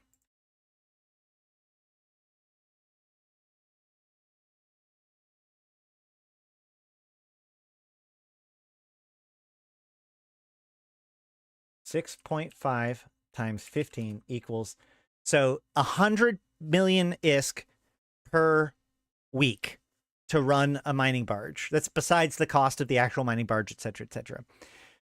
Now, admittedly, I had Tech 2 shit, but I was mining high-sec ore the other day, and I made 150 million ISK in less than a day with a single, I was using a Mackinac. So a Tech 1 mining barge will be a little bit less, but you could theoretically mine 100 million ISK in a single day, assuming that you have a group that you can use with boosts and compression. You could easily make 100 million ISK in a single day, and that funds your mining efforts for the whole week. My point is that when it comes to industry and resource extraction, you have this balance of the cost of being Omega versus the value of the stuff that you get for the activities that you can do as an Omega.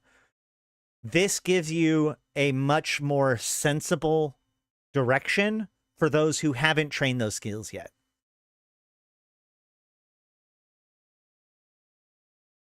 Morphite is expensive due to player manipulation, though, not shortage of supply. I don't know if I 100% agree with that. I do know that they have made Morphite, like, the one big thing that the changeover from pre-equinox industry, like mining, to post-equinox mining, is that mercoxic is now generally less available.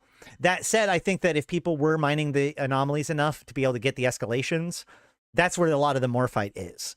So I don't know how true it is, but that is one of the ones that I'm more willing to hear out because it makes sense to me. Yeah. Well, I mean, like I said, it's just the one I'm more willing to hear out as being a thing. Because I, from my understanding, there is overall just less mercoxic in the universe. But that's kind of good because mercoxic is supposed to be the valuable thing. And it really, this is one of those cases where mercoxic, it wasn't that mercoxic's too valuable right now. It's that it was worth too little before. In the same way, Isogen didn't crash in price as much as it was overvalued because of how much of a bottleneck it was, and then it was cut down as being a bottleneck, and so now has readjusted to a more normal and reasonable price. So that's something to keep in mind. But I'm actually going to, really quickly, we're going to go to JITA to check some of this stuff. Because there's a practical upshot out of all of this. I've seen a lot of small sites going to waste over and over again because my blingy venture can't touch it. Well, there you go.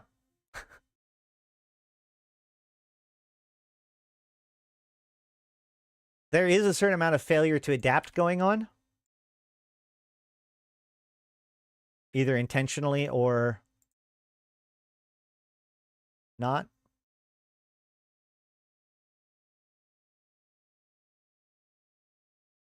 If we hop over to JITA, we can check the prices of a few things. Because this is something I want people to pay attention to.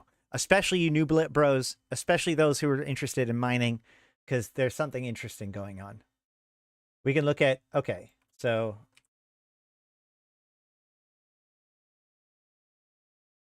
dense Veldspar. Wait, there's no stable Veldspar on the market? Oh, I guess it's not compressed. So compressed dense Veldspar is 14.25 a unit, with a unit representing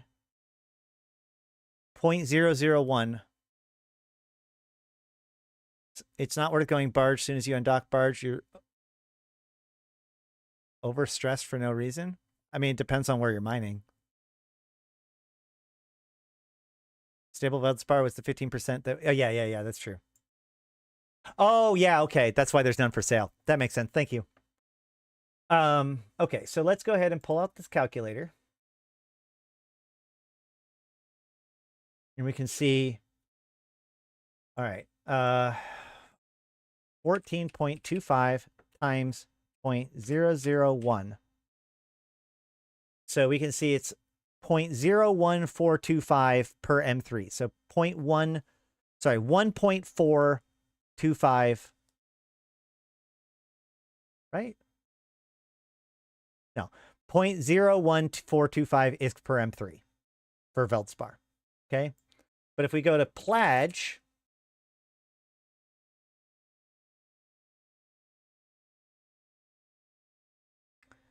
$70 times 0.004, or divided by, rather. 70 divided by 0.004. Wait, I'm sorry. 70 times 0.004. Ooh, 8. So, either way, I don't know if I'm doing my math right now that I think about it. But the point here is, if you look at things, so basically, actually, it's even simpler than that. Compressed azure plagioclast is 4 times as heavy as Veldspar.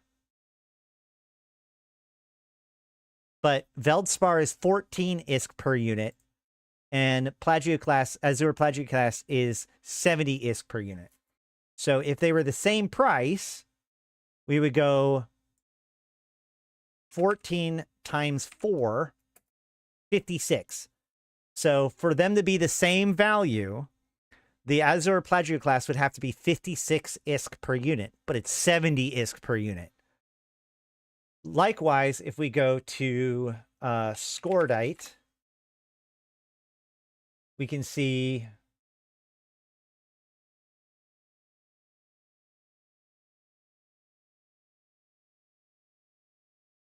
massive Scordite is twice as much as Veldspar in size, and about twice as much as Veldspar, a little bit more than twice as much as Veldspar in cost.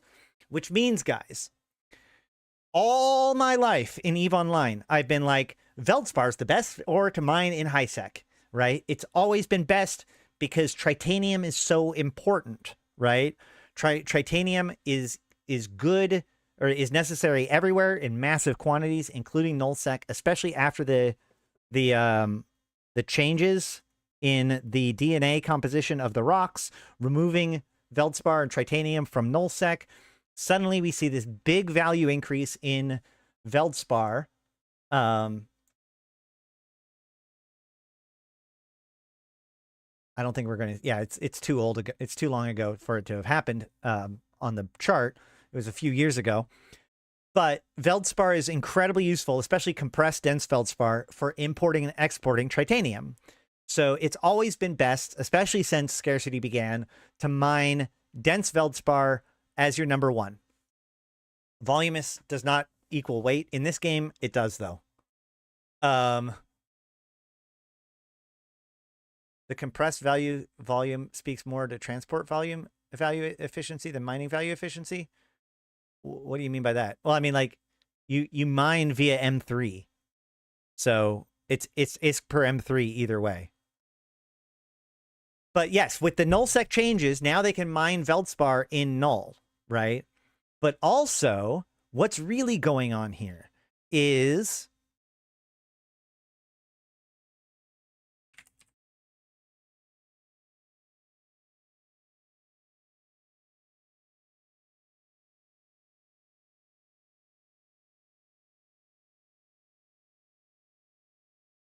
wow. Okay. Well, that spike is so big that it's actually blowing up the rest of the chart. But we can see, like, here is the price of Mexilon. And we can see that in October, the price of Mexilon was 75 ISK per unit. And over the course of 3 months, the value of Mexilon has basically doubled in ISK per unit. And if we look, like, it started to go down, but now there's this giant crazy spike. Let's look at that. So the market data, sorry, show table. Like, oh God, people are somebody apparently bought it at 1,000 ISK per unit with some quantity. Well, not that much of a quantity, but yeah, that's why there's that big spike. But we can see that not too long ago, yeah, we were at 60 to 70 ISK per unit, and now we're at 150, 130, 110, 130 ISK per unit. Well, and then if we look at pyrite,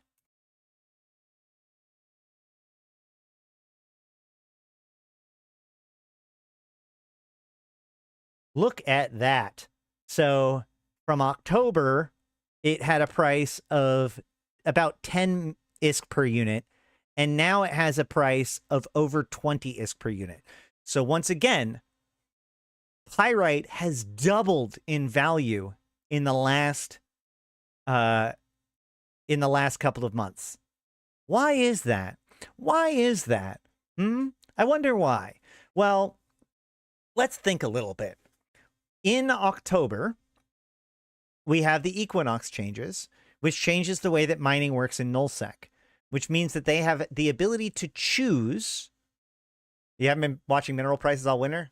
Oh yeah, no, if you've got a stockpile of Mexilon right now, it's time to fucking sell it. So these metanoxes, or so, you know, we transition over more and more to equinox by October. And so now people in nullsec can choose what kind of minerals that they can go after. So if they want to mine a feldspar, they actually could now. Although the question is, like, these guys aren't deciding what they want to mine based on what's most needed. They're mining it based on what's most valuable, right? And so while this is good, like, this is insanely profitable for what it is, like, it doubled in value. But, like, if you're thinking about it from nullsec and you could mine anything that you want, why wouldn't you mine low-sec ore, right? Low-sec ore is by far the most valuable ore. We could look at this and be like, okay, well, isogen, which isogen has gone down in value a lot, quite a bit in the last 6 months, but we can still see isogen's 300 ISK per unit, and megasite is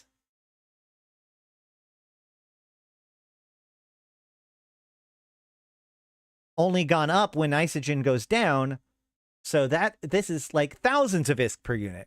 So if I can mine anything I want, I'm going to mine low-sec ore or maybe null-sec ore, right? I'm not necessarily going to mine high-sec ore. And then on top of that, so the question then becomes, because here's the thing, there have been a demand on pyrite and mexilon for a long time now, right? Mexilon and pyrite were, I remember back when we had Hadales, those were always the shortage. The people that have resources, all of the resources, the resource that was always the hardest for them to maintain in stockpile was mexilon and pyrite, because everybody mined Veldspar. There's plenty of tritanium, and you know, the low-sec ore is very valuable, so as much of it is being mined as possible, so there's that much in circulation. But mexilon and pyrite, there needs to be a huge amount of mexilon and pyrite, almost as much as tritanium. So who's mining that? Well, the answer was moons were. You know, like, for a long time, everybody, my industrialist friends were like, my God, we can't get enough mexilon and pyrite. And I'm like, my God, I can't get rid of my mexilon and pyrite. I literally consider it slag. You know, if I go here and go, well, if we, like, let's look at rocks.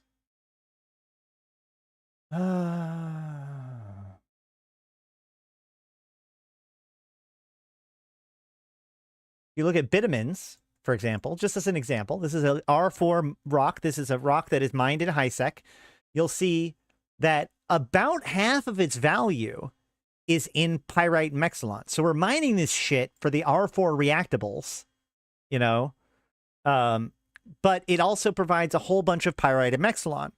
So this meant that as everyone's mining the crap out of all these R4 moons in order to get the reactables, in order to be able to build battleships and faction ships and all this stuff, there was this excess of pyrite and mexilon that's just being brought into the system that is, to the people that are mining it, I used to call it just slag, because it's half the value, but it wasn't even the reason why we were mining it.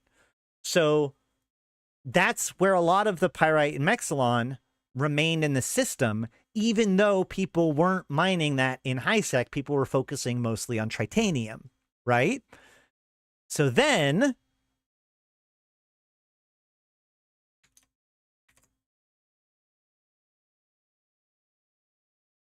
this happens. We can see September, this green bar that's covering it up, this is the amount of ore, moons that are being mined. The green is being mined by metanoxes, and orange are being mined by players. So, like, R4, like, let's look at, just to double check. So if we look at, like, R64 ore, if you notice, this shit don't come with mexilon and pyrite. No mexilon pyrite. No mexilon pyrite. No mexilon pyrite. Oh. Uh-oh. What about common moon ore?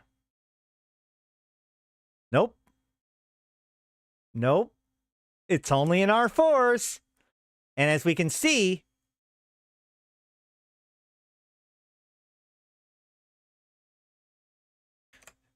two things have happened thanks to this R4 at the same time. One, a bunch of people started mining R4s with Metanox moon drills, meaning that they were able to extract the R4 moon goo that is necessary for the reactions for battleships and faction stuff. But Metanox moon drills do not provide the minerals. So all of the Mexilon and Pyrite from this half of the stuff that's mined from R4s, the Mexilon Pyrite is just being destroyed or just not being extracted, right? And because of that, because everybody has started dropping like Metanox moon drills, there were all these different R4 moons in low sec and null sec and wormhole space, especially wormhole space, that were just not being mined, right? In null sec, who would mine a R4 moon when you already have R64 moons to mine, right? But yet they need the moon goo from the R4, but they don't have anybody to mine it, right? So they're paying people for the R4 moon goo, most of those people being like high seckers and stuff. And as a consequence of that, you have all of this extra Mexilon and Pyrite. But now they've solved their problem using Metanox moon drills, which means everybody still needs Mexilon and Pyrite, but over half of the production of Mexilon and Pyrite evaporated without anybody paying attention. So, congratulations, guys. Go out there and mine yourself some plagioclast and some scordite and make some money. Let people know this. Anytime anybody's saying that life is hard, especially for new players right now, sure, cruisers are more expensive at the moment, but at the same time, mining in high sec is better than it ever has been. Yeah, or just keep mining, physically mining your own moon and getting the Mexilon and Pyrite. That's cool too.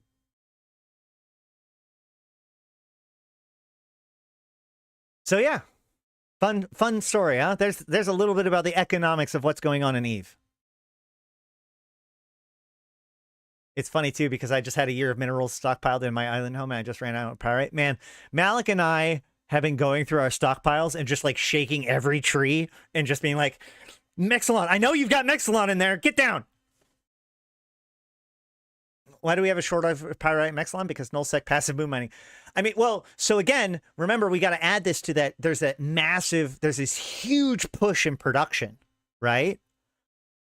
But the piece that's missing out of it is Mexilon and Pyrite. Pretty cool. I know normally I go over a bunch of stuff in in EVE. Or in the economic report, but I think that's the biggest piece to look at. Like, in my opinion, this is not the system being broken in a way that CCP needs to fix. This is the system working, and I think that we should let it play out, especially since the nullsec revamp is so new and CCP is making further changes. I think that if they're going to quote unquote fix it, that's how they should fix it, is by continuing to tweak nullsec and whatnot, because like, I've said it before, if you want to live in a sandbox, you got to be willing to build your own castle, right? You can't just let CCP give you everything, you know, all of your motivations and all of your cares and all sorts of stuff like that. Like, take some responsibility for your own path.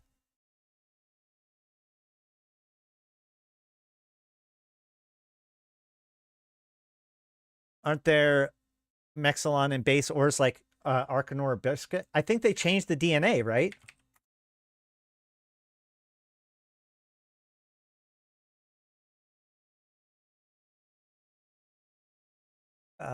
Standard ores, Arcanor. Oh yeah, I guess Arcanor does have Pyrite and Mexilon. Get to it, guys. What are you doing?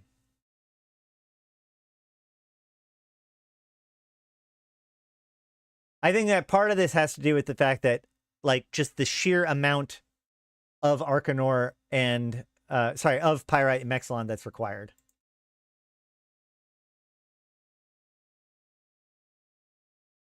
Yeah, yeah, that's true. ABC ore is also very, very heavy. Less units per cycle. Yeah.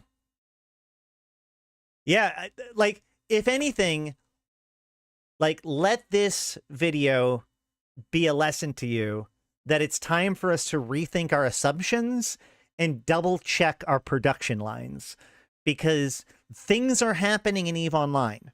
And if you and just simply listening to the rage on Reddit doesn't give you a full understanding of what is happening and more importantly how you can profit off of it, right? One person's loss is another person's gain in this game.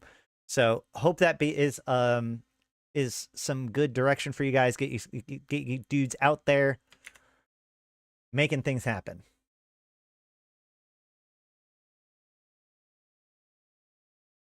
One other thing I do want to check today, just to double check, is we want to check the Triglavian stuff in Pochfin. You don't have any other source better to get anything than nothing? I'm just saying, like, it is, hell, if you want to just come and join us, right? Come and hit me up on my, not even a joke. I don't care. This is a challenge to anybody. You don't know what to do in EVE. You want some direction. Here you go. Come join my Discord, which is going to be linked. It's linked down below and in the chat here in a few seconds. Hopefully, if my bot is paying attention. There we go. So just go ahead and join my Discord. Hit me up. I will put an orca out there in space for you to mine, and you can mine for a couple of hours, and you will make. So if you pay 15 plex, you get your retriever. I probably even have a retriever that you can borrow, and you can come and mine. You want some direction? Come hit me up. I'll even help you go do high-sec mining. All right?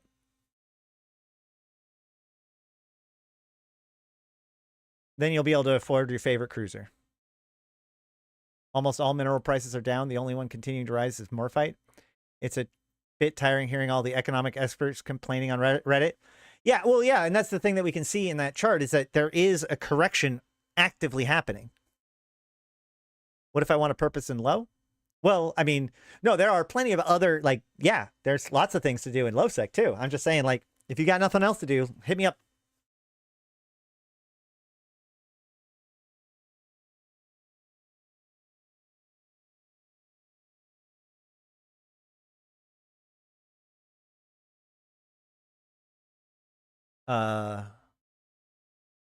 Actually, that's a good point. Let's go ahead and look one more time at all of the different minerals.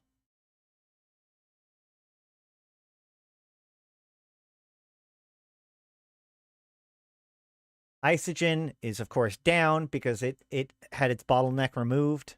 What if I want purpose in Jove space? We all have purpose in Jove space. Megasite, yeah, you can see that there was a big spike in Megasite as it became the new bottleneck, but even that got corrected for. Mexilon, much harder to see, but you can see that it has gone down, even though there is a pressure pushing it back up. Morphite, well, again, all I'm going to say about the price of Morphite and whether or not CCB should fix it, is the fact that Morphite was too low. Morphite was too cheap. It was actually a big problem. I talked to a bunch of people in nullsec back in, I talk to people all the time, right?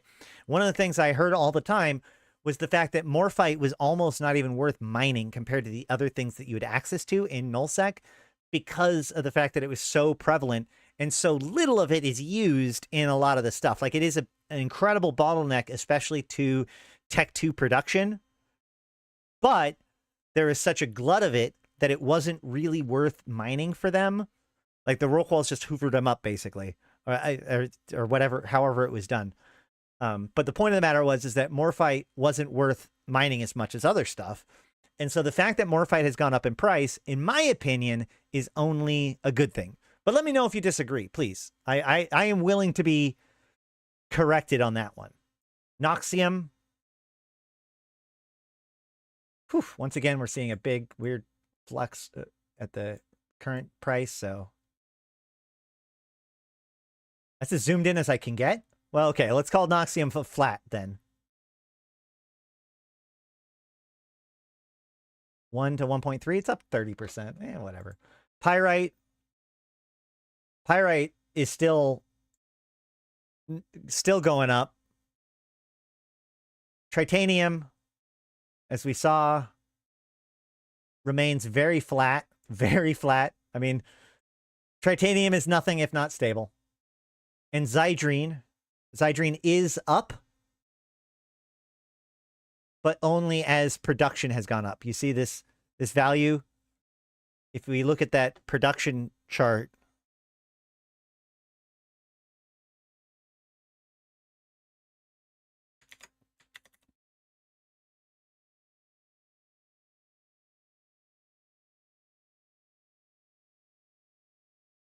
it starts right around October, November, right when this spike starts to go up. Know what solution for waste? Pochvin. Pochvin's awesome.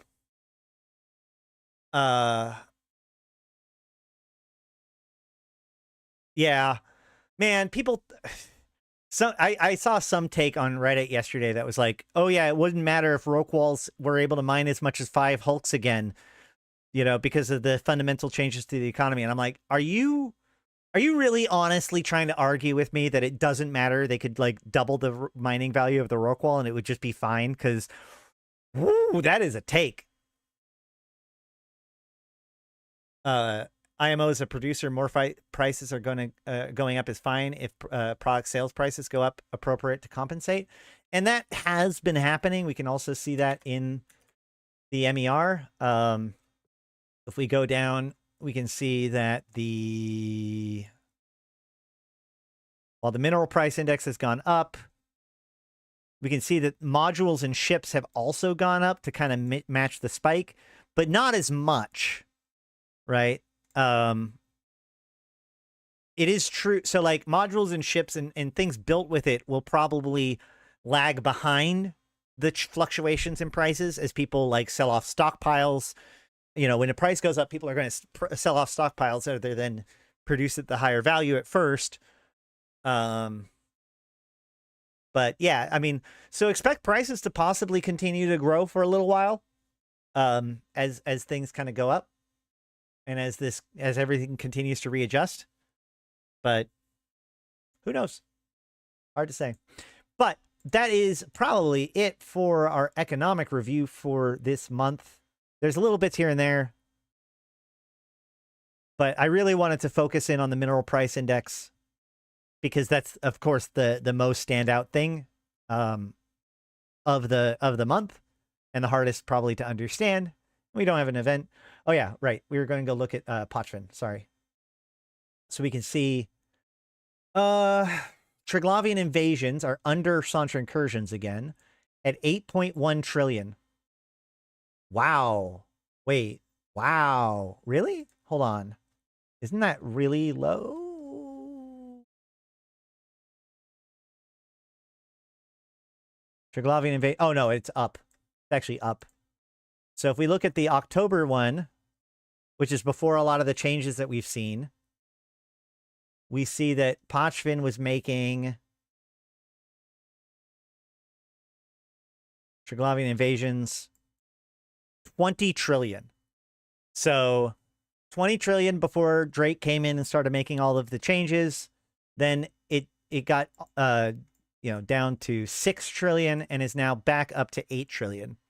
So I'm pretty excited about the changes that have been happening in Pochvin. CCP has been iterating on it pretty aggressively, and the numbers seem to reflect that each time they make a change, the numbers change to show that their changes are at least pushing things in the right direction.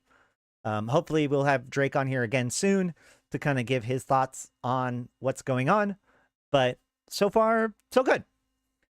But hopefully you guys like this. Let me know if you enjoyed this kind of analysis of the mineral market and of the economy of EVE Online. If you want to know more about the economics of EVE Online, I strongly recommend Oz's video or Oz's YouTube channel. He talks a lot about that sort of stuff. And Nth Dimensional actually just came out with a video reviewing the video of Oz. I was actually going. I saw his video and I was like, oh, I should check this out on stream. And then I went and watched it a little bit before the stream, and I realized that it was Nth Dimensional watching or doing a review of the Oz's video, and so I was like, that's too many levels. I can't do that. So I'm just going to recommend you guys check it out if you're interested in more. But let me know in the comments down below, do you agree with my assessments? Is there something I missed? I know there's a lot of people angry in nullsec, so if I've missed a point, if I've missed the point entirely, then let me know. If you have your own information or witness or claims that you want to make, please do so down below in the YouTube channel or in the YouTube comments, because I'm not here to promote any given agenda. I'm just here to try to figure out what's going on and talk about it the way I think, and try to cut through some of the confusion that we see in places like Reddit and all that sort of stuff. More than happy to get corrected, more than happy to take in people's opinions, because like I'm just trying to increase player understanding of EVE Online, including my own, because a more informed and more knowledgeable player base makes a better game.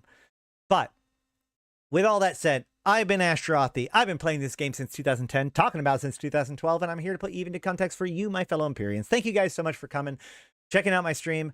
If you're watching it live, hold on a second, but if you're watching this edited, please like, comment, subscribe, share it with a friend, because that's how we get this information out there. I will be live soon once again. I've been Ashtarothi, the voice of New Eden. Until next time, I'll see you in space. All right. Done. But when is there not a lot of angry people in nullsec? I actually have a video from last year that's entitled, "Will Anything Make Nullsec Happy?" And what's funny is that I got tons of comments on that video that just said no, without anybody even without clearly people that hadn't even watched the video was just like, no, there's nothing, just flat out no. I mean, there is a lot of, market manipulation is very possible.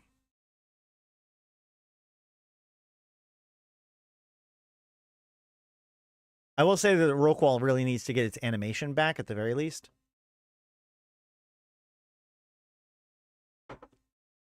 All right, so yeah. So I still need to make my video on the turrets, which I was planning out today, but we had enough other stuff to talk about today.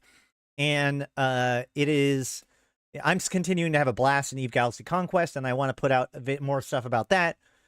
If you guys have any tips for EVE Galaxy, like I want to make a video that's like 5 things that they don't teach you about EVE Galaxy Conquest, but and make a series like that to kind of help put out short videos. So if you have anything that would be appropriate for that kind of video, please hit me up in Discord or in the comments or whatever.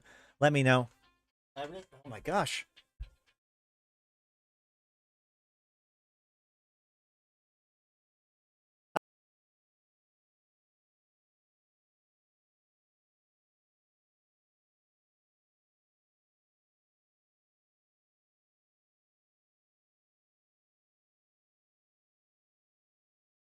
So yeah, I do want to give you more.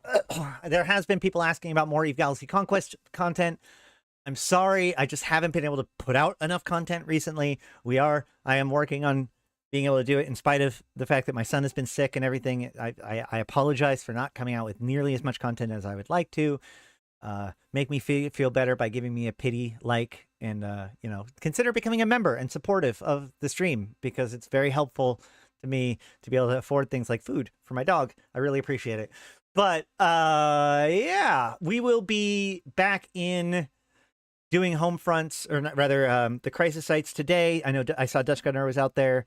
Get involved on the Discord if you're interested in doing that sort of stuff. We're building up our fleets. We're building up our forces a lot more. And we are recruiting both the Convocation of Empyreans and the Invited are recruiting, trying to get fleets out there, trying to get more things done. Because of course I've got more than a few enemies, so people want to come and kill me.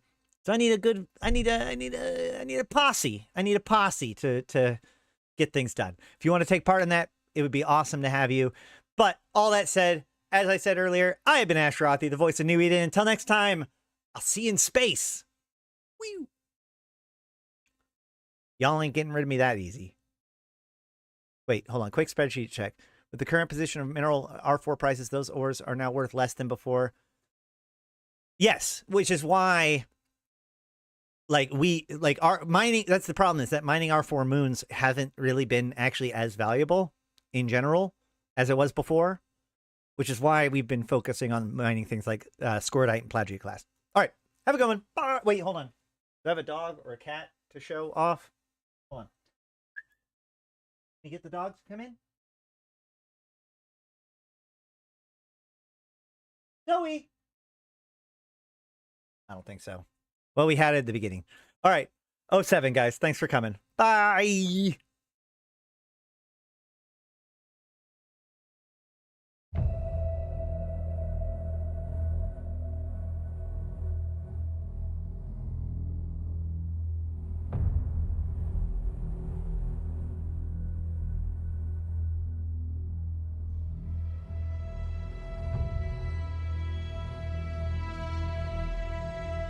Bring on the wrecking machine.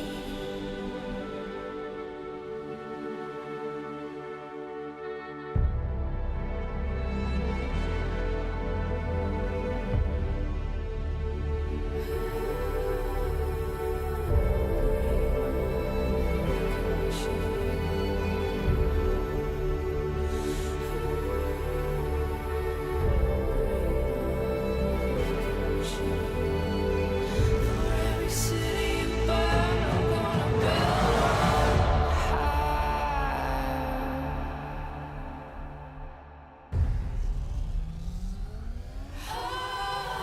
Bring on the wrecking machine, setting your dreams of heaven on fire. Bring on the wrecking machine.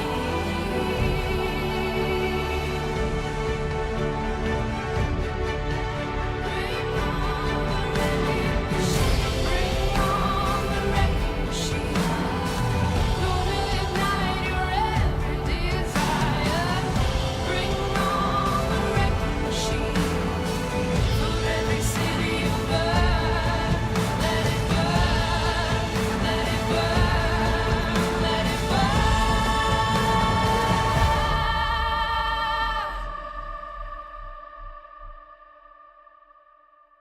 For every city